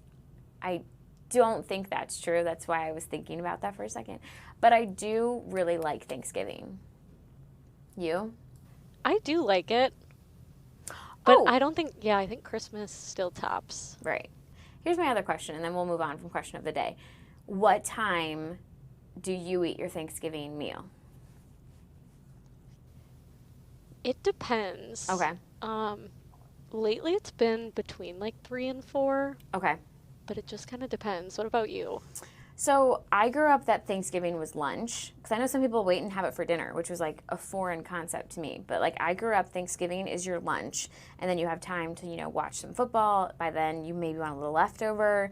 Martha Stewart, obviously the expert on this, says the ideal Thanksgiving time is 2 p.m. For the kind of the reasons I just said. But I will say that my family definitely says, oh, Thanksgiving's at 12. Delaney, the food is never ready at 12. Like, you might as well come at 2. That's when we end up actually eating. I feel like that's always what happens. Nothing's ever ready Nothing. when it's supposed to be. Nothing. I'll be like, we have one dish ready, and we're supposed to be serving food 10 minutes ago. Cool. And then I just go and be like, does anybody want a drink? Like, can I help with we have got a little appetizer I'm working on. Like, it's just, it never really goes according to plan. No. No. Holidays are like that, though. Holidays are like that. You are so right, Delaney. I was just talking football, which keep in mind, it's Thursday night, so there should be a good football game for us at some point today. But obviously, it's not the team that we really care about, because the team we really care about is this one, the Green Bay Packers. We're taking a live look here at Lambeau. They will play at noon on Sunday, taking on the Vikings. And also, just a side note, all week long on Wisconsin Live Desk, I've been thinking that this game was in Minnesota. So I just want to take a quick second to acknowledge that it's actually at Lambeau, which is why we're going to show this live camera right now. Literally all week long, not one of you guys told me that I was wrong. I must have talked about this game 3 times, and I thought the whole time that it was in Minnesota. But it's in Green Bay. So easy for you guys to do that drive. If you have tickets to take on the Vikings, if you don't have tickets, don't worry at all. You can catch the game right here on Fox 6. Let's run through the lineup here. 10 a.m. You got your Fox NFL kickoff. 11 a.m. Fox NFL Sunday. Then you have the Green Bay Packers taking on the Minnesota Vikings at noon. This is where I got confused, because I swear normally you put the away team first, the home team to the right. So that's why I kept thinking this was in Minnesota, but I have confirmed. It's at Lambeau. 3:25, you can also catch the Eagles at Cowboys. And of course, make sure and stick around at 10:30 for Fox 6 Sports Blitz. That's where, Tim Van Voren and our sports team are really going to break down the game in its entirety, get their expert input, but also by then they've talked to a lot of players. Usually they're able to grab the coaches, so definitely want to tune in if you are a huge Packers fan and just want to know a little more insight into that game. I was actually talking to Tim Van Voren yesterday here on the Wisconsin Live Desk, and I asked him his opinion on the bigger rivalry, because growing up in Chicago, we definitely say it's Bears and Packers. But then I moved to La Crosse back in 2019, and I was like, oh, it's really Packers-Vikings, especially in La Crosse, because, right, you're like 3 minutes away from La Crescent, Minnesota. So I asked Tim Van Voren his thoughts on this, and he said that definitely when you're talking about long-time rivalry, it's going to be the Bears and Packers. But if you want to talk more recent years, he said it's definitely become a little bit more Green Bay Packers with the Minnesota Vikings. Also, it's just going to matter who you're talking to. Which kind of is offensive as a Bears fan to say more recently it's more of the Vikings, because just the Bears haven't been good. But the Bears they're the first in the NFC North right now. So we're going to hold out and see what that game is like. And I think 3 weeks is when Green Bay will take on the Bears. So that should be a really fun one. I know in the newsroom I was already talking some smack with the Packers fans. So now I said, Bears, do not let me down, which they might, because Caleb Williams been a little iffy. I did actually really quickly too, though, want to talk about yesterday. I know here on the Wisconsin Live Desk, we mentioned that it was our Fox 6 Coats for Kids Telethon Day. We had volunteers in our studio for all of Wake Up, really from, I want to say, like 5 a.m., which is so nice of these people to wake up so early, all the way through noon. And then they came back and they did our 4, our 5, our 6, our 9, and our 10. And you guys as a community showed up big time for us. I do want to go ahead and just bring up this graphic because the drive is still happening. You can still donate there, but I want to get you the total that we have raised so far. It is absolutely incredible. $53,000. Well, $53,218 if you want to be exact. That is so generous of you guys. That is enough to buy approximately 2,128 winter coats, brand new winter coats, through our partnership with Operation Warm. There is obviously still a lot of time to go before December 7th, so we still know there is a bigger need here in our community. We want to keep collecting coats for the kids, as well as those monetary donations. Technically, we put a $60,000 goal on our website, so let's see if we can make that as we continue on with the coat drive. So if you, again, want to donate, you can scan that code right there, that QR code, to make a monetary donation. A quick reminder for you, every $25 buys a brand new coat. It retails for about $61, so we're able to get a great deal with our partner Operation Warm. And these coats are nice. They are on trend. They are warm. They're in cute colors and designs so that the boys and the girls will love what they're wearing. It helps with confidence, which is also key for their kind of performance at school, we've learned through research. But the other aspect of our coat drive is through donations of coats. So if you have a brand new coat you want to donate, or even a gently loved coat, you can drop those off at the Milwaukee area Steinhoffel's locations, at any Landmark Credit Union location, as well as at the Salvation Army. I always just like to add the little note, make sure you're not dropping them off at the Salvation Army retail store. Still will be donated, but it will go to their store instead of to our coat drive. So just make sure you're dropping them off more at a Salvation Army church or at a Salvation Army distribution center. That's where they can grab it and make sure it makes its way to this coat drive. And if it is gently loved, my reminder, again, just make sure it's in nice condition. I think a really easy way to think about it is, what would you want your kids to wear to school? You would want a coat that has a working zipper. You would want a coat that doesn't really have any holes in the pockets.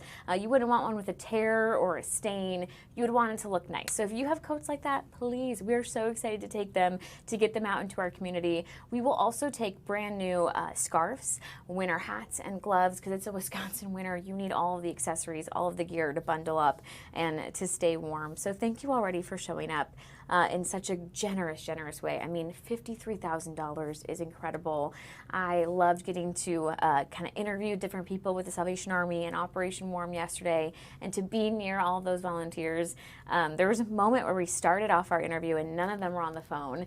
And then right away we started talking about the need and what a difference our community can make, and nearly all of them, in a matter of seconds, were all of a sudden on the phone because you guys stepped up and you were donating, and it is so incredible to see. It makes me so proud to get to be a part of this community, and to see that when y'all have a need, you say, I'm going to help out where I can. And I just want to remind you too, every dollar makes a difference. I was looking this morning, and you know, we can certainly see those who are able to give big. We have a couple $1,000 donations on our website, but also those $15 donations, those add up as well. Those $25 donations add up as well. So a huge thank you to everybody who has participated so far, and who will continue to join us on our FOX6 Coats for Kids drive. 41st year, which is so amazing. For 41 years, we've helped kids get the coats that they need.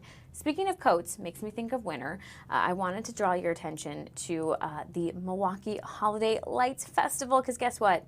It's kicking off tonight. I believe tonight it will kick off at Pure Marquette Park with fireworks at some point, which is so cool because I love fireworks. But here's where you can go and see some beautiful holiday lights through January 1st. You've got Cathedral Square Park, Zeidler Union Square, Pure Marquette Park, and Red Arrow Park, which I also just learned, and Delaney, maybe you can verify this. Actually, Delaney, I need to bring you in as a Milwaukee expert really quickly. Red Arrow Park, is it true that there's going to be an ice rink there at some point? That is true. Yes. We'll have to go. Okay, are you good at ice skating? I wouldn't say I'm like great. Yeah. But I can ice skate. I think it's a Midwestern thing where, like, because I went to the South where, like, they are terrified to get on ice. And I was like, oh, I'm not a hockey player or a figure skater, but I can go and I can not fall on my bum. And I think that just comes with, like, the Midwest genes. Oh, definitely. I didn't think about it that way. Yeah. I don't know what it was, but my friend Taylor, who is born and raised in Greenville, South Carolina, refused to go ice skating with me last year. So we'll go together. We'll have to go. Yeah, that's exciting. So yeah, that's, again, let me pull up the graphic one more time. Different spots to go and see holiday lights, which for me, Christmas lights are my favorite thing. I call them an easy joy. That's just what I refer to as things in my life where it doesn't take much to just put that smile on your face, and Christmas lights is such an example of an easy joy. I'm trying to think of some other easy joys for me. I mean, my dog Zobris would be an easy joy. I think a beach, like just like hearing the waves in the background, easy joy. So I love that we officially will have some holiday lights and this festival ready to go starting tonight. Again, that runs through the new year, January 1st. Sticking with the holiday theme, we have to talk about the holiday train schedule, which just recently came out. When the holiday train is going to make its way here to the Badger State, you've got a couple different options. So December 9th, which, you know what, let's give you the 411 of when December 9th is. I think that's a Tuesday. It is. December 9th is a Tuesday. You can catch it in Sturtevant and Caledonia. And then December 10th, which would be a Wednesday, you can see it in Wauwatosa, in Heartland, in Oconomowoc, and in Watertown. These are 30-minute stops when the holiday train comes into town. Some of you guys are probably like, Haley, we know what the holiday train is. I just learned about the holiday train, so I needed the 411 and the lesson. But it's so cool because I just learned that the train will come into town. It's there for about 30 minutes. You get to see it in person, and then I guess one of the train cars kind of opens up, and then you get to hear from different music artists. So that's really exciting. All the details are on our website, Fox Local, if you're wondering which artist will be in our town. I know we have 2 different ones coming here, which is really exciting. All right, we're going to take another quick break here on the Wisconsin Live Desk. I only have about 15 minutes with you guys left, and then Mary Stoker Smith is going to take over. I do see that we have somebody in that White House stakeout cam, so let me see if I can pull that up for you when we get back. We'll be right back in 2 minutes.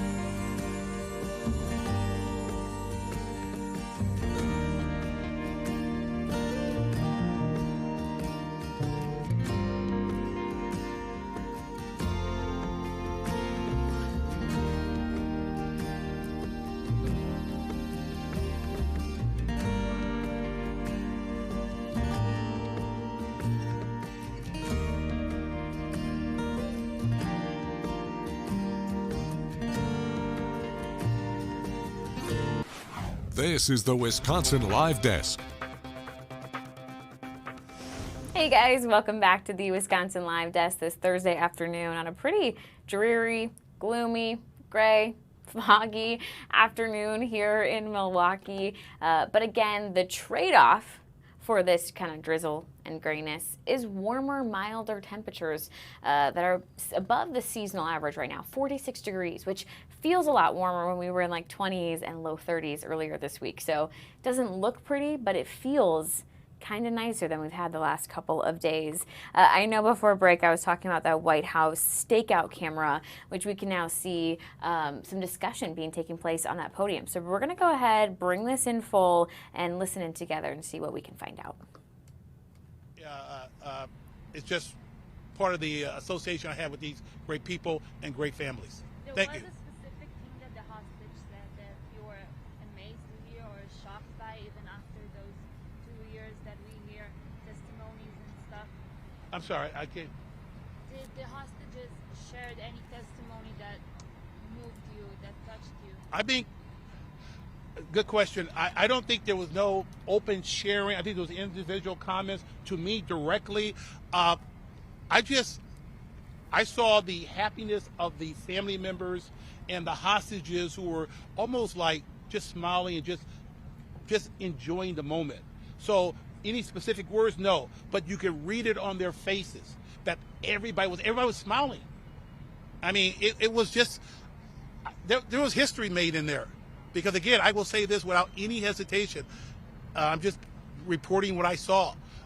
They all appreciated that President Trump was primarily responsible for putting pressure on Hamas on making sure that they return all the hostages. And there are 3 hostages still remain. That's why I still wear the pin. We cannot take this pin off because there are still 3 hostages held in captivity, which violates the settlement agreement, tentative settlement agreement. Thank you very much. Thank you. What is your full name? Leo Elio James Terrell. I've worked for the Department of Justice. All right, there we go. We actually just caught the end. That was a member of the Department of Justice right there talking about some of the freed Israeli hostages that are currently at the White House meeting with President Trump. Again, these are hostages who joined a trip to Washington after being freed from captivity taken by Hamas during the war in Israel there. You heard that Department of Justice employee there talking a little bit about what that experience was like, saying that these freed hostages and their families really just had a lot of gratitude and that they were smiling and happy to be back together. And he at least said that they were crediting President Trump with playing a big role in their eventual freedom.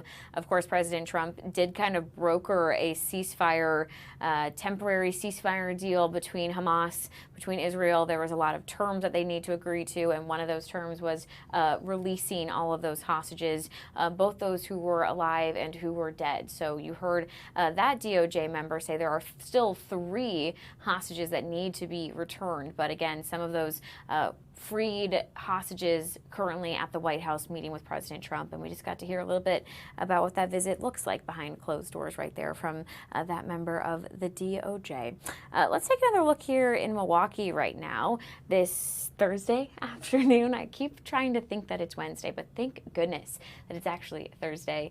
Again, kind of a gloomy one out there, but perhaps you're heading over to FOX6 tonight to catch the Bucks game, or maybe you're going to head to the Deer District tomorrow. That is when their holiday market kicks off. We got to have an interview with them yesterday here on the Wisconsin Live Desk. It sounds like it's, the first year they're doing it, but I think it's going to become a tradition for many. They're going to actually light the tree that is right in front of FOX6 Forum that we saw get cut down live on air during Wake Up, and we even chatted with the couple who donated it to the city here on the Wisconsin Live Desk. Santa will be there. They'll have different vendor booths, and you can even go into some of the restaurants and bars and distilleries, hotels, kind of all the different businesses right in the Deer District who are participating with some themed drinks and themed menu items. So definitely kicking off the holiday spirit at FOX6 and also wearing those pretty cool Cream City jerseys at the Bucks game tonight here in Milwaukee. I was going to really quickly talk about something fun that I did yesterday in the evening, which was go and see a little independent movie. Maybe you've heard of it, Just kidding, it's definitely not an indie movie. Wicked for Good, also known as Wicked kind of Part 2, is officially coming out tomorrow on Friday. But I got to see one of the early screenings. It was such a fun opportunity because obviously it's been a year since the first Wicked, Part 1, came out last November, this same weekend, the weekend before Thanksgiving. So now I got to see the sequel. I'm a big theater fan, you might know, and I know a lot of people were worried about how would the musical kind of translate to a film, and would they make changes, and would I like it? I personally have thought that this was such a cool opportunity to get to go more in depth and to get to explore the world more than you can do on a single stage. I loved Part 1. I think Part 2 is going to please. For me, I think hearing Cynthia and Ariana do these songs, sing these songs that I've grown up listening to, they put their own spin on them, but the vocal talent is so, so, so good in them. I did at moments think, did we need to split this up into 2 movies? But I will say this. They add to some of the story, I would say, near the end. And in those moments, I was like, oh, I love that they're able to go a little bit more in depth and to take their time with the ending, because the musical ends kind of fast. And I did really like it. I also have read online that obviously Cynthia and Ariana are being, submitted for the Academy Awards as they were last year. People seem to think like, oh, Ari's really going to get the Oscar this year, which I think would be for supporting actress is what they submit her for. I could see it. Her acting was actually so good. The emotions, the feelings that she brings to Glinda, I think was just really, really good. There are 2 new songs in it. The album's not out yet, but we knew that from the track list they released. Both Elphaba and Glinda got a new song. Curious what your thoughts are. I don't want to spoil anything, so I won't say them just yet. But yeah, I'm trying to think what else. The costume's beautiful. Jonathan Bailey, amazing. I love Jonathan Bailey. We talked about it on the Wisconsin Live Desk because he was named People Magazine's Sexiest Man Alive. I completely agree. So does Delaney. Delaney, you haven't seen Wicked for Good yet, but you have plans to go. Yeah, I'm set to go Saturday, so I'm really excited. Okay, what are your thoughts so far, just from like the press junket, from the trailers that have been released? How are you feeling so far about the sequel? I think it'll be good. I'm excited to see it. I love Wicked and The Wizard of Oz, so even if people had different opinions, I think I'd still love it. Yeah, I think for me, like, Wicked was the first like professional Broadway level musical that I ever saw that gave me my love for theater. So I'm always excited to talk Wicked. I agree with that. Right? Yeah. I will say it's also interesting because I think when I think of Wicked, like, I went and saw it twice in theaters last year, but since then it's been like, oh, you stream it in your apartment, your house with your family. So I forget that, like, strangers have reactions in theaters. I will say, there are some people, and I'm not going to spoil anything because I don't know if our Wisconsin Live Desk viewers have seen the musical. There was a part that if you've seen the musical, you know is coming. The person behind me had no idea, was stunned, was like audibly gasping, and I was just like, oh, like, I forget that some people, this is a whole new story to them. I know, I forget that not everybody knows it because it's been around for so long. But I agree. Sometimes the reaction in the movie theater, I'm always like, what is going on? Yes. Or like the people next to me, they were clearly like super close friends, and like For Good, which is a song about Elphaba and Glinda kind of saying how they've changed each other for good through their friendship. So it's like, a nice friendship song. They were moved. I'll just leave it at that. They were moved by that song, and I was like, okay, I like that, you can have those moments. I'm not having the same moment as y'all, but I love that you're enjoying that. I know. I love that other people are enjoying it. Oh, we went and saw Regretting You together, and I was trying to think what, like, the audible gasp was in that one. I don't think I'm spoiling it because it's in the trailer. Yeah, I'm not spoiling it, right? Wouldn't you agree? I can say this? Yeah, I think it's in the trailer. Okay, so like the big plot of this is that it follows kind of a mom who is married to her husband, high school sweetheart. Well, her husband ends up dying in a car crash with the mom's sister because the sister and the husband had been having an affair for years. And they mention this in the trailer, like, you're aware. And the people did not know that. The gasps Delaney were so funny to me. I know, people were so shocked, but I guess So they didn't shocked. watch the trailer. Which Because is I just- feel like the trailer gave that part away. That's just interesting to me because I don't think I would go see a movie without watching the trailer. Right? Like, I think even if my friend was like, hey, I already bought the ticket. Sorry, I was just making a fictitious friend, but I told Delaney she was going to Regretting You. So I am the friend in this story. But if my friend was like, hey, you don't have to pay, like, will you just join me? I'm still going to look up the trailer before I'm saying yes. Right? Right? Like, I want to know what I'm getting into Yes. before I agree. Totally agree. Also, I didn't know there was a new Colleen Hoover movie coming out. I knew about Verity. Do you know there's another one? Wait, is there really? Yeah, Lauren Graham's in it. Hold on. And that guy from Outer Banks that plays JJ. Hold on, I'm going to get it for you because I've actually not read this book yet. Reminders of Him. Oh, I didn't know that. I haven't even read that one yet. Yeah, that's what it is. It looks good, Delaney. I'm kind of excited. I know, I'll have to look into it. This one, the trailer made me want to read the book, which Regretting You, we said, good movie. If it's on a streaming site, I would watch it, but I didn't leave wanting to read the book, which was a little bit of a bummer to me. This, I think I would actually read the book. Good to know. I'll have to look into it. Yes, yes. All right, cool. Do you know what else I need to do at some point soon? Speaking of movies that I need to watch, it's my Instagram story from yesterday. Jonas Brothers? That is a good friend. She knew my Instagram story. Yeah, the Jonas Brothers came out with their Christmas movie last week. I think it's a Jonas Christmas is what it's called. And it's the top streaming movie of the week. So shout out to my Joe Bros, crushing it. But Gino asked me on air if I had watched it, and I've been so busy that I haven't watched it yet. But I clearly need to watch it because people are loving it. I'm surprised that you haven't watched it, considering how big of a Jonas Brothers fan you are. Mm. But I get, when it gets busy, it's hard to fit that in. Well, I want to remind you that I went home and fell asleep at 6:30 p.m. on Friday night, which is when I planned on watching it. I planned on going to the Bucks game and then watching the Jonas Brothers, and instead my body said, no, you're going to sleep. And so then Saturday I already had plans, and Sunday I ended up having plans. And so I'm not going to even watch it today because I have plans. She's busy. I'm booked and busy. This weekend, you'll have to get around to it. Yeah, I think tomorrow I can do it. So that'll be good. Good. You'll have to let me know how it is. Yes.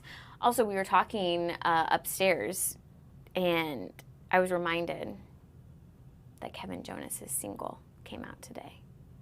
I know, that was news to me. Have you heard the song? No. Okay, yeah, so Kevin, so they're on tour right now, the Jonas Brothers. Kevin, like, opening night, all of a sudden came out and did a full song, which Kevin doesn't sing. Like, he sings, he doesn't sing. So it was shocking that he's by himself with his guitar singing a full song. And then he actually did it in Milwaukee. He doesn't do it every night, but Milwaukee was special because they were, like, filming it. So he did it in Milwaukee, and it's so good. And I think his song is called Changes, but I don't want to be wrong. Let's say Kevin Jonas. So, are you looking it up too, Delaney? I am. I love that. You're so good. Changing. Yeah. Okay. Close. It's close enough. My brain is starting to shut off. I've done a lot of news today. You know, we're reaching that spot, Delaney. But that's good too. So I'm going to go listen to Changing. I'm going to eventually watch the Christmas movie, which on that note, what's your favorite Christmas movie of all time? Ooh, that's a good one. I want to say The Grinch. I don't know. I feel like I just watch it every year. Yeah, it's one of those movies it's like a you comfort always have movie. to turn on. Yeah. I, for the longest time, said Holidays in Handcuffs. Have you ever watched that? No. It's Melissa Joan Hart and Mario Lopez. It was like an ABC Family movie. I loved that. My sister loved that. And now I would probably give it to like Christmas with the Cranks maybe. But you know what's my favorite thing is that journalists have become like a storyline of Christmas movies. There's like a Christmas Prince that's all about like an American journalist falling in love with a fictitious country's prince. And then there's another one I watched of like a journalist going to a small town. These are not realistic. Like as a journalist, I'm like, okay, yeah, Like the journalist that goes in a Christmas Prince, unethical. Like, we cannot do the things that they're doing. So I just watch them, and then I almost can't enjoy them because I know what it should be. And it's not. You know, Delaney? Yeah, that makes sense. Yeah. Mary, have you watched A Christmas Prince? Yes. Yes. I know. It's been a while. Yeah. She like sneaks her way in. Nothing's on the record. She's lying about what she's doing. None of it's good. Oh yeah, that would just never happen. Never happen. Not at all. Do you know if this hearing has started, Delaney? I'm not sure if it's started yet. Okay. Let me look. I think what we'll do, because Mary Stoker-Smith is here, she's ready to take over, she's in the wings. I'm going to take a quick break, and then Mary, if that hearing starts when she comes back, she'll take us to it. I want to talk more Shane about this. Oh, you want to talk Christmas Prince? Mary's ready. She's on the podium, Yes. ready to talk a Christmas Prince. I don't have a mic. We'll pick it up next time. Okay, perfect. Yeah, there's 2 mics, so next Thursday. All right, done. Oh, it's Thanksgiving. Let me do my hangover. 2 weeks. Or my hangover. What? Listen to me and thinking about my turkey hangover, my tryptophan hangover. We'll do it the Thursday after that to kick off the holidays. Perfect. The Thursday after Thanksgiving, so 2 weeks from today. Mary and I are going to do the Christmas thing. All right, I'm going to take a quick break. We'll be right back. Delaney's got you covered. Mary's got you covered after this.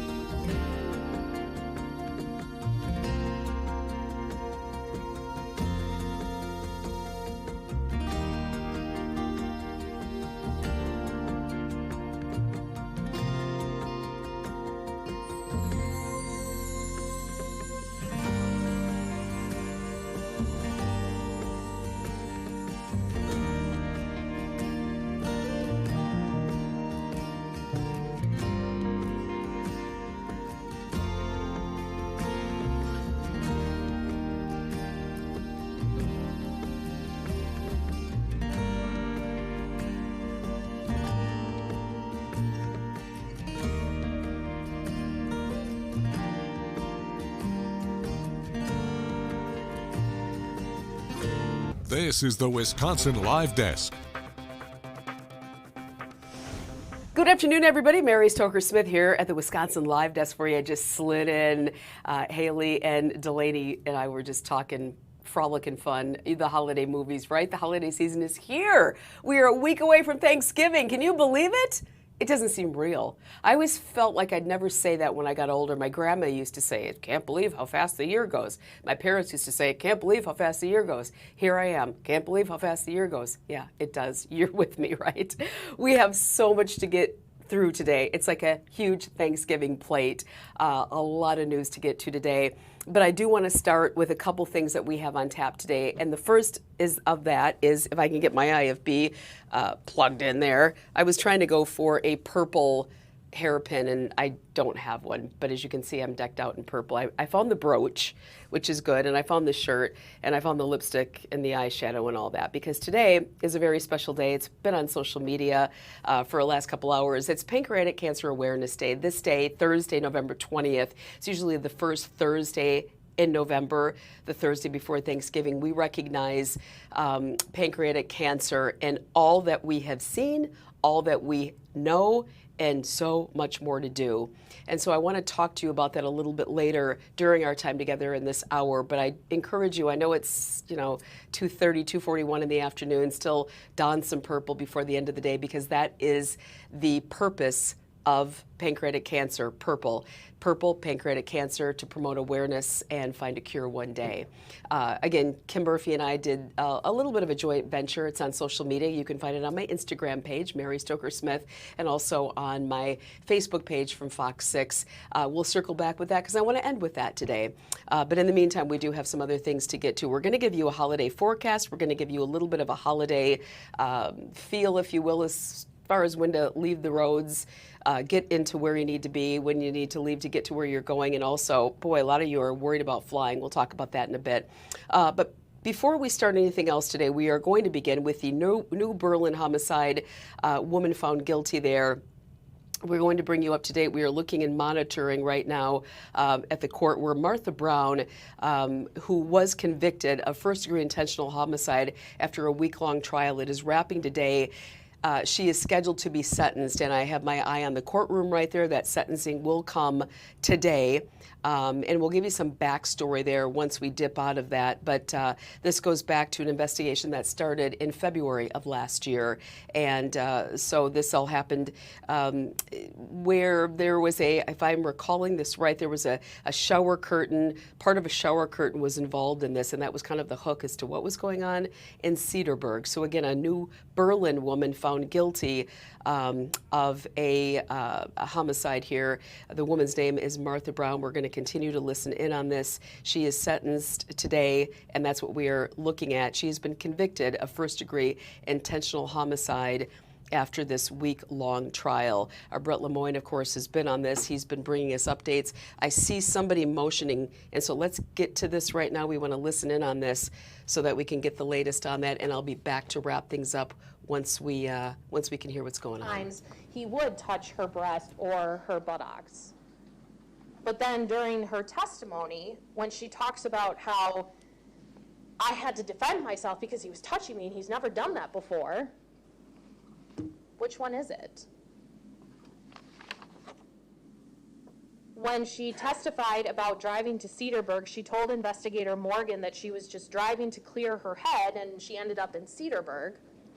But then on direct, she testified that she was really intending on going to her mom's house to get Mr. Gaskew to a safe place, but missed the exit, so then ended up in Cedarburg. I just don't understand, and it was very clear that even Ms. Brown couldn't keep up with her lies. There is no apology in the PSI. There is no acknowledgement that she has destroyed a family. She talked to Ms. Corbin about why she was mad with Mr. Platt and how she was upset because she wasn't being treated the way she thought she should be treated for her birthday. And that's what prompted her to react this way and to just start beating Mr. Platt. She wasn't entitled to any of that. but because she didn't get what she wanted, she took a life.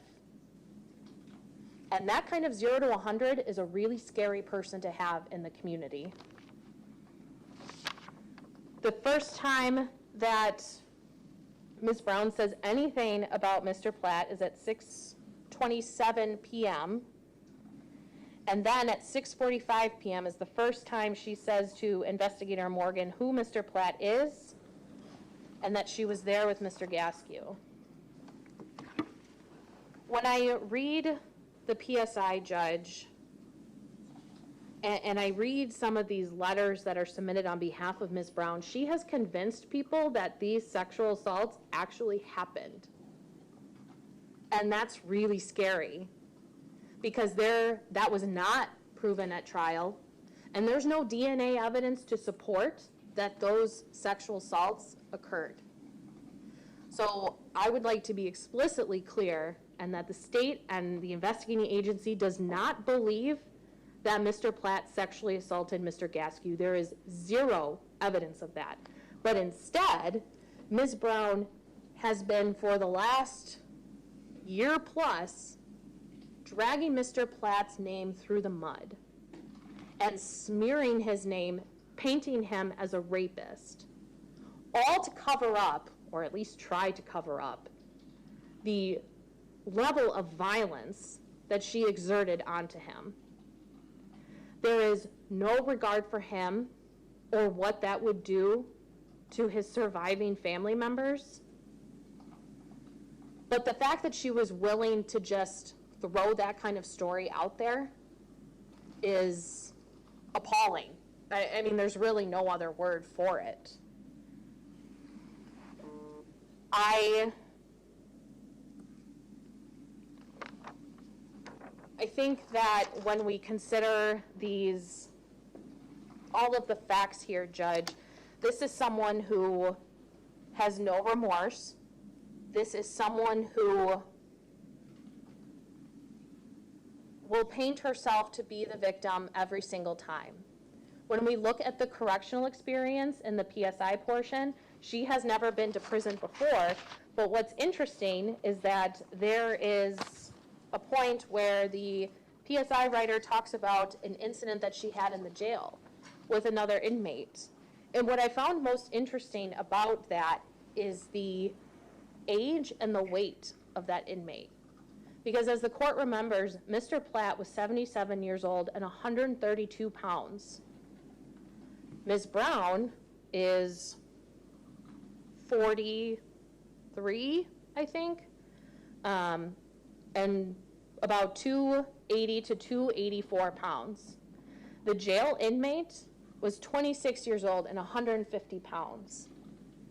So it's interesting that Ms. Brown picks on people and bullies them who are significantly smaller with them or than her and unable to fight back.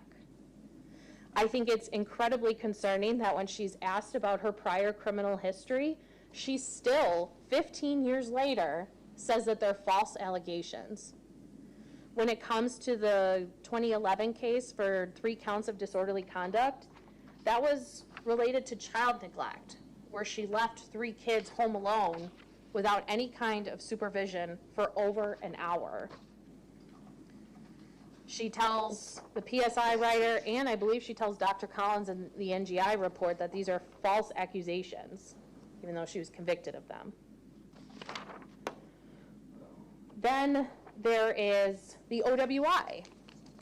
And what she tells the PSI writer about that OWI arrest, which happened to be with Detective Johannick, is that she just took the DUI because they were just racially profiling her, but she didn't have anything to drink, but she just accepted responsibility. Again, it's all me. Something bad happened to me, but I'm not going to take any responsibility for it. For someone to have such a lack of insight into their own conduct is very, very alarming to the state.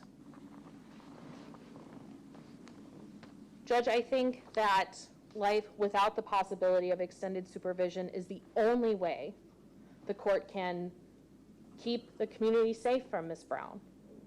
I think that is the only appropriate response to murdering someone in the way that Ms. Brown did. The court saw those crime scene photos, and the state tried to not present a lot of them because they were very disturbing. There was even at one point a juror who was clearly upset, and we did take a break. But you can see in that basement, Mr. Platt is in the corner of that basement.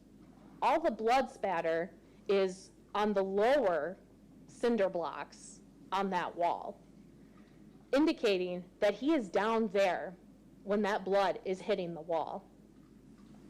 There's testimony from Dr. Bedritsky about this pocket on the left side of Mr. Platt's bag, and how his injuries they're really all on the right side of his face here.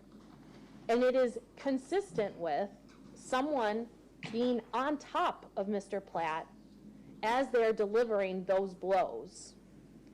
Ms. Brown tried to say that when she was being choked by Mr. Platt, he was on the side of her, but that just logistically really doesn't make any sense. It is completely inconsistent with the physical evidence on scene.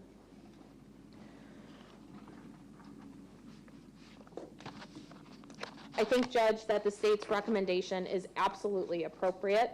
I think it will protect the community. I think it will show the community that this kind of behavior will absolutely not be tolerated. And Ms. Brown needs to understand that there are consequences for her actions. And for her to tell the PSI writer, I think time served is enough. That, again, shows an utter lack of regard and insight for what she did and the damage that she has done in this community. So that's why the state is requesting that she not be eligible for extended supervision. And I know at this time, Mr. Platt's daughter would like to make a statement to the court. All right, follow the bailiff's directions, please.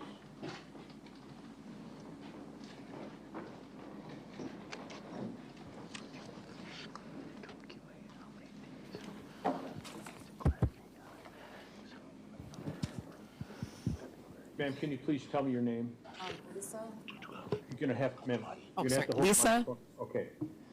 Last name, please. File, F-E-I-L. Okay, and it looks like you have a statement written, Yes, and that's yes. perfectly fine. What happens is sometimes when people read things, they tend to speed up, and we need to make sure that our court reporter can take things down, so please try not to do so. Go ahead, ma'am. Okay, all right. You took away my weekly phone calls with my dad. Sometimes my dad was tough on me, but if I needed help, he was there for me. He was a kind, caring man. He loved to show his love and kindness through joking around. I miss all of this and more. I'm happy I got to speak to him a few days before this horrific event took place. That is all I have left is the last phone call. Had my father died of natural causes, I'd be healing and accepting of the grieving process, trying to move forward. What you did was ruin almost every aspect of my life. No person or family should have to go through the murder of their parent or a family member. Listening to all your versions and lies of that day just blows my mind. You sat on him and beat him and then barricaded him in the corner. Just left him there. I often think about what my dad was feeling and going through during his last minutes. He must have been terrified. I was beyond myself that you left your son on the side of the road and then tried to implicate your own son as part of the crime. A mother would never do such a horrible thing to their child, especially if he was quote-unquote assaulted by another person. Every day you should think about what you did and how it's affected me, my family, your children, and your family. Because of what you did, I had trauma, confusion, and just not living a normal life. I lived in a bubble for the last 2 years, not being there for people or myself, just trying to get through each day. This was and is the hardest thing I've ever had to endure during my lifetime. Myself and my family can try to start living a normal life, knowing that you would get the harshest sentence. You dragged my father's name in the mud from me reading all the comments on social media, how you portrayed him from all your stories you told, and I wish there was a way to fix that. I believe, and so does my family and friends, that the harshest punishment is deserved, especially with all the injuries he received. May my dad rest knowing he won't be able to do this to another person. Thank you, ma'am. Anything else from the state? No, thank you. No restitution requests? There is, but I'm going to ask for a restitution hearing. All right.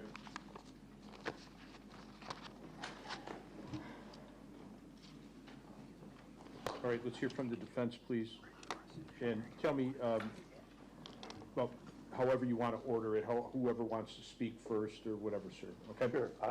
If the court allows, I would prefer that the two character witnesses address the court before my summation. Absolutely. Understood. All right, and just have them step up one by one and follow the bailiff's directions, please. Sure. The first witness I'd like to address the court is it Michael Heinze? Heinze? I'm sorry. Take him a little longer, Your Honor. There's a gentleman in the wheelchair, that's fine. It is. And tell me again, Michael, what's his last name? Heinze.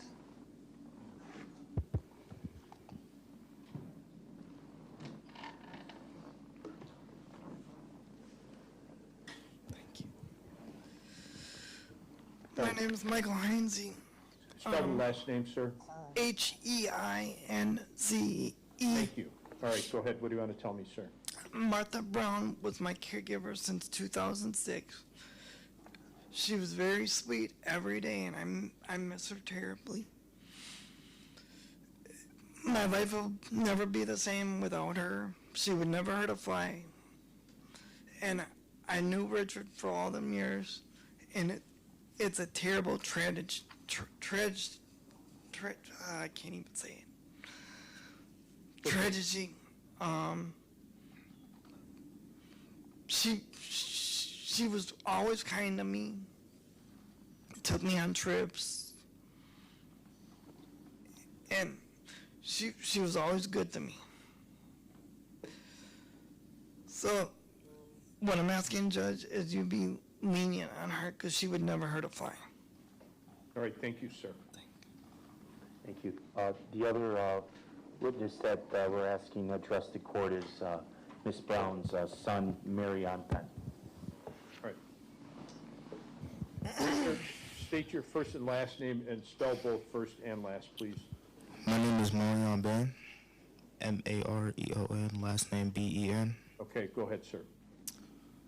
I am the son of Martha Brown. Being raised by Martha Brown was, how do I say, I had an amazing childhood. Not only did she install important values and core emotion with the acts of tough love and always being around, I knew it was kind of hard on her. She is a single mom majority of the time. It's not only me, it's my sister, it's my brother, and my autistic brother. I did go to college, and then decided to choose the plumbing route. My sister is in Korea. She's studying abroad. I say that because she's the one who made who I am and made who my sister is and made who my brother is. And I would say we all came out as productive members of society, and that's what my mother is. My mother is not cold. She's not mean. She's a giver. She's not a taker. And all she has given us was she gave us a better opportunity of a better outlook in life where we really could have seen other things. But no, my mom wanted the best for us, not only education-wise, but career-wise, and always pushed us to be the best version of ourselves. And I cannot say this enough, that I am truly sorry for the Platt family. It's hard to lose anybody, just in general. But my mom is a productive member of society. She's given way more, and I just think the sentencing is to the max is not right. Not only will her absence be obviously be missed, but it affects her family too. Me, my sister, and my brother. Like I said, my mom's been the main caregiver to my brother for years, and that's hard on its own. I've talked to other students or people that I know and other parents and stuff, and it's never easy. Okay. My grandma, right there, Denise Jackson, right now she's holding down the fort. You know, she's the best. I couldn't be blessed for anything more. But my grandma won't always be around. And me and my sister, you know, she's studying to be a radiologist and I'm a plumber. And we all love each other. We all have a support system. But my mom is our backbone. She is the backbone.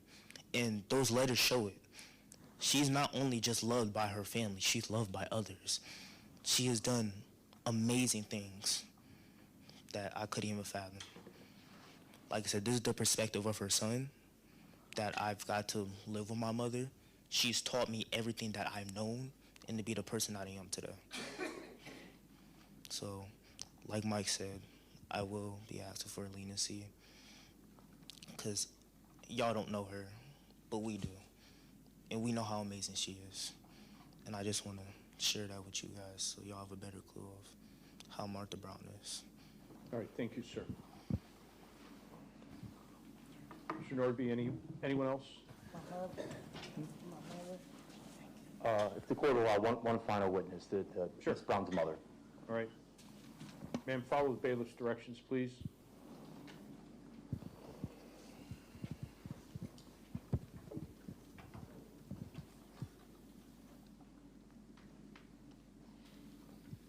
Tell me your name, please. Denise Jackson. Jackson, common spelling? Jackson. All right, go ahead, ma'am. What do you want to tell me? My daughter, it's her. She's a good child. I'm 67 years old. My daughter, I raised her as a single mother, but I raised them to, they was working at 16 to save, go get their education, and you know, and read and do everything. And she raised her kids the same way that I said, do not, she had sons, do not buy them guns, education, go to college. This the daughter that when she'll call moms, it's snowing, I'm gonna take you to work, do my shovel, cut my grass. Everybody, we take, on my birthday, I'm a 5-star person. She takes me, my 60th birthday, Vegas, because she had her own money. I taught them how to say. She took me Vegas for my 60th. Last year, for all this happened, year before, she paid for me to go to Jamaica. Then a year before, she paid for me to go to Greece, but I failed. I got to get a hip placement. My grandson, I keep him, he's Marte. He's 24 years old, and he really misses mother. When he got put out on 76th Street, no, that's not her. When we take him out of town with us, people come and say, ooh, we know he autistic, but well, good job. She get compliments everywhere we go. Even she just take him, her kids was in sports. The kids, he go anticipate. This is not the daughter that I know, and she need help because, well, I don't know what happened, but she's very caring.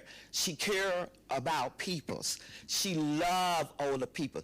Peoples always compliment me. What good job, and compliment her. What good job you do, and stuff. Like I say, her kids go to college. Even my grandson was telling me the other day, I was telling him, I said, your father was telling me I should take credit for, you know, for them and stuff. I told him, no, my daughter, I should take credit too. I said, no. He said, Nana, you're right. She said, because you played a big part, because every time I thought about want to do something, you was in the back of my head and my mama. Go to college, do what you need to do. And he be 21. He said he gonna buy a house. To show you how responsible he is, I gave him a car for college. He gave me the car back 2 weeks ago. He said, Nana, I'm buying me a car. He went and bought him a car and said, because I want to buy a house. You do a lot for us. So that's the kind of daughter I know. And I'm like I said, I'm the uprighteous one.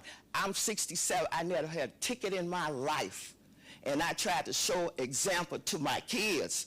You know, this the way life is. You put in life, you get out. Whatever you do, the consequence, you know? So that's the daughter I know, Judge. All right, thank you, ma'am. You're welcome, thank you. Go ahead. Yes, thank you, Judge. I appreciate the court taking the time, first and foremost, to read the memorandum that was submitted that obviously had the attachments, which was comprised of 8 letters, and then the psychological report that was conducted. So obviously, first and foremost, we're asking the court to consider that when rendering a sentence, which has already been submitted. In regards to the brief remarks before the court from the defense perspective, first and foremost, speaking on behalf of Ms. Brown, which includes Ms. Brown, there is a tremendous amount of remorse. You will hear from Ms. Brown personally for the Platt family, for Mr. Platt. These are 2 individuals that had chosen to spend many years of their life together, met each other's families. It was a situation where I understand this is sentencing, and it's very common for the state to suggest lack of remorse. I guess it could lead to a harsher punishment, but there is remorse, and my client will address that. But first and foremost, before anything else is said, condolences to the Platt family. There's no winners here today, and there never will be. This is a tragedy. Everyone here has said that, and we also take that position, and we being the defense team, which includes Ms. Brown. She'll expand upon that briefly in her statement and allocution. But Judge, that all being said, what we have here, and I must admit, even as a defense attorney that has quite frankly handled these sorts of felonies from very early on in my career, and my colleagues as well, this is unlike any other homicide I have ever seen. In terms of the facts of this situation, we have someone who had known this individual for many years. There's some reference that maybe there was some physical altercation, possibly mentioned the PSI, but largely no police reports, nothing to really confirm any violence whatsoever between these 2 individuals. So, backing up a little bit, Ms. Brown's character, Your Honor, which is part of the court's consideration. As you've heard from now one of her children personally, this is a dedicated mother before the court. Nothing that we say today can take away from what has taken place on February 12th, but this is truly a dedicated mother. She raised children that have the ability to obtain employment, to follow the law, to address the court in a very tough time. These are adults, these are the people we want in society.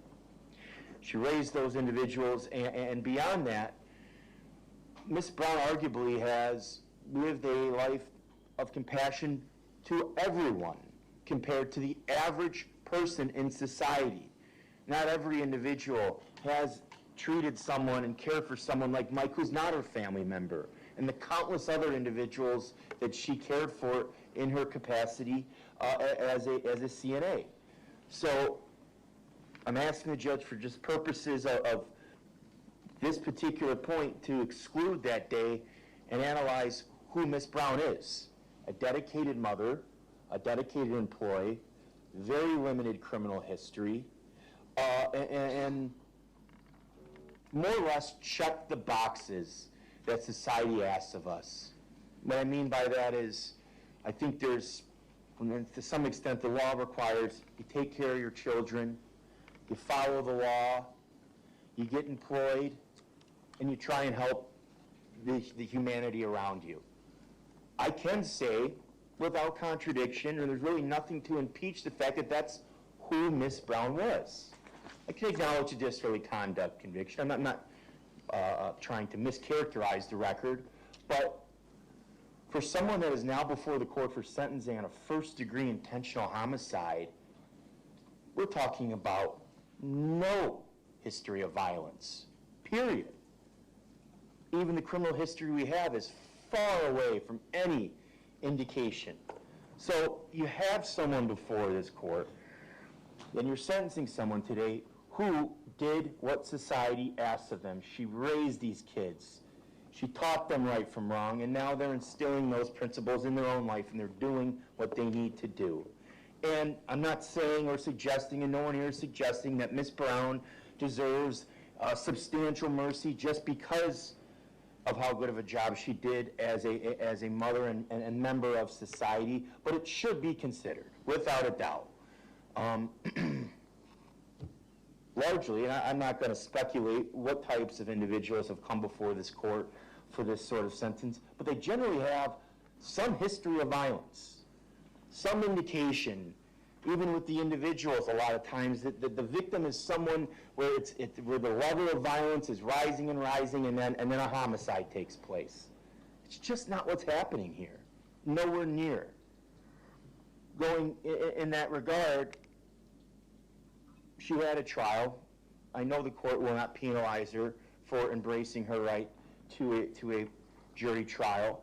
And the fact that she embraced her constitutional right does not mean that she's not remorseful, that they're not entirely exclusive from one another. And in that trial, Judge, we heard about the various weapons that could have been used if there was any premeditation, even moments beforehand. And this is not trial, and we're not going to try and convince the court as to what happened exactly in that basement. Wouldn't do any good, and it's not what we're here for. But I do suggest to the court that someone who had never done anything violent in their entire life is in a home that she knows has firearms and tools that can be used as weapons, finds herself in a basement, and what took place. And it was tragic, it was traumatic, but it was certainly not a crime of premeditation in the slightest. So, sort of shifting gears, we have this individual who's nonviolent, who's largely done everything that has been asked of her, commits this act. I do suggest to the court that there had to have been something going on in her brain that would have caused this. So, and I think we have some idea. It didn't come out at trial.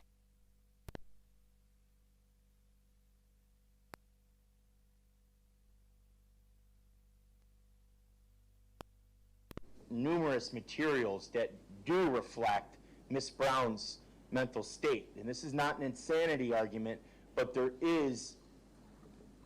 has to be a causal relation between what was going on in terms of Miss Brown's mental state that day and what ended up happening. How else does someone who has never done anything violent in their entire life cause what happened in that basement? Well, we know, given the psychological report that the court inherently has reviewed at least twice, that she was suffering from substantial mental disorders that a professional found affected her emotional processes. That is, in other words, did not rise to the level of insanity, but undoubtedly had a substantial effect on her actions that day.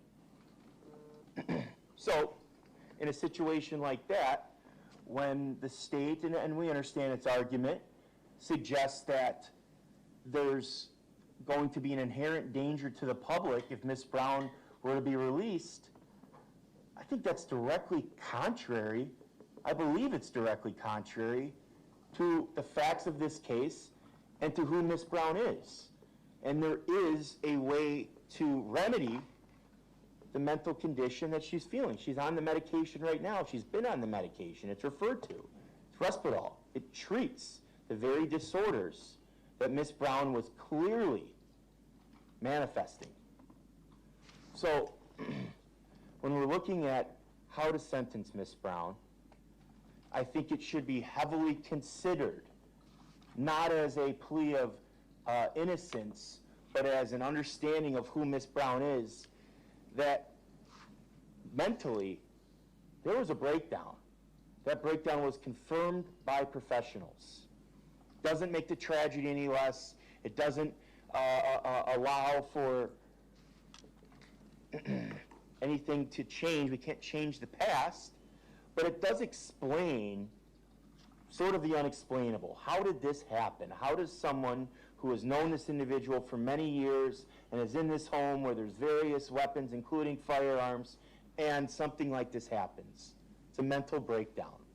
And luckily, given the current state of medicine, that can be treated. It is being treated. To be clear, it's referred to in the psychological report. I refer to in my memorandum, unspecified schizophrenia spectrum and other psychotic disorder which substantially affect mental or emotional processes. That is what the treating physician found, and also finding that she was likely sane at the time of this incident, but did put that in her report. So it's not just my suggestion to the court or our personal opinion. It is fact that she had a substantial mental disorder that undoubtedly contributed to why we're before the court today, that now is being treated. So, when the court is weighing the different factors that it's obligated to when sentencing someone, the court should consider this is an individual with no criminal history, strike that, no violent history, 1 3-count conviction for disorderly conduct, a dedicated mother, not only to her children that are not disabled, but also her disabled son, who she loves immensely. I'm not going to take any more time addressing what happened that day. We know Miss Brown feels terrible, and again, I would point it out. You have been listening to the sentencing hearing there. We have been covering that for this entire first part of the second part here of our Wisconsin Live Desk coverage, but you have been listening for the last about a half hour there of the sentencing of 44-year-old Martha Brown, convicted of first-degree intentional homicide after this week-long trial. Again, that sentencing hearing we have heard from family members of Ms. Brown, as well as the lawyers there, just talking about some of the, at times, hard to listen to, some of these details of this New Berlin homicide. A Waukesha County jury did find her guilty of killing 77-year-old Richard Platt. Platt was found dead in the basement of his New Berlin home back in February of last year. The court filing said that the woman admitted to striking Platt, as we heard, and that was, when I say I'm referring to some of the difficult details of that case, in punching him several times and gouging his eyes. Again, we are listening to some of the brutal and heinous ways that the court heard and that ultimately led to her conviction. And her defense, the defense is arguing because there is a lack of criminal history and the fact that by their accounts she has been a good family member and been employed, that they're not saying she should be without punishment, but they are saying that there should be some lighter sentencing here. Again, very difficult. We remember, as I had said, part of the touch tone of this was hearing about the shower curtain, because we had heard initially when we were reporting this that police went into the home and found it in disarray, and they found a shower curtain liner with what appeared to be blood on it, and the victim was found dead in the basement with signs of injuries on his face. And we had heard, you know, at some point that with that shower curtain, that when she was found partially clothed, she was wearing part of the shower curtain in the town of Cedarburg. And we all kind of remember that, thinking that, you know, that was something that you would remember as part of this case. So again, 44-year-old Martha Brown found guilty of homicide and the death of 77-year-old Richard Platt. We are listening to the sentencing. We will continue to dip back in that a little bit later in the time that we have here on the Wisconsin Live Desk. But we just want to take a break and move away from there for just a bit because we have some other matters to get to today, including the reason that I'm wearing purple. It is Pancreatic Cancer Awareness Day here in our country and all across the United States.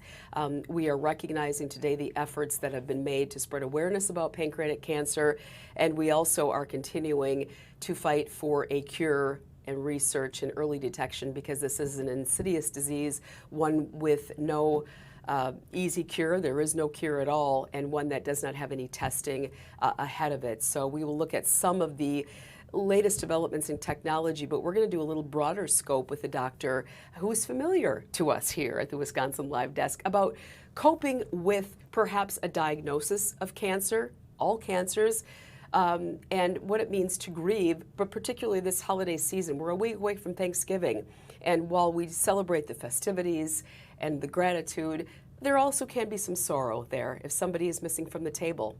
How do we get through that? What do we do? Let's start today when we hear from our doctor after this quick break. Keep it right here on Fox Local. We'll be right back.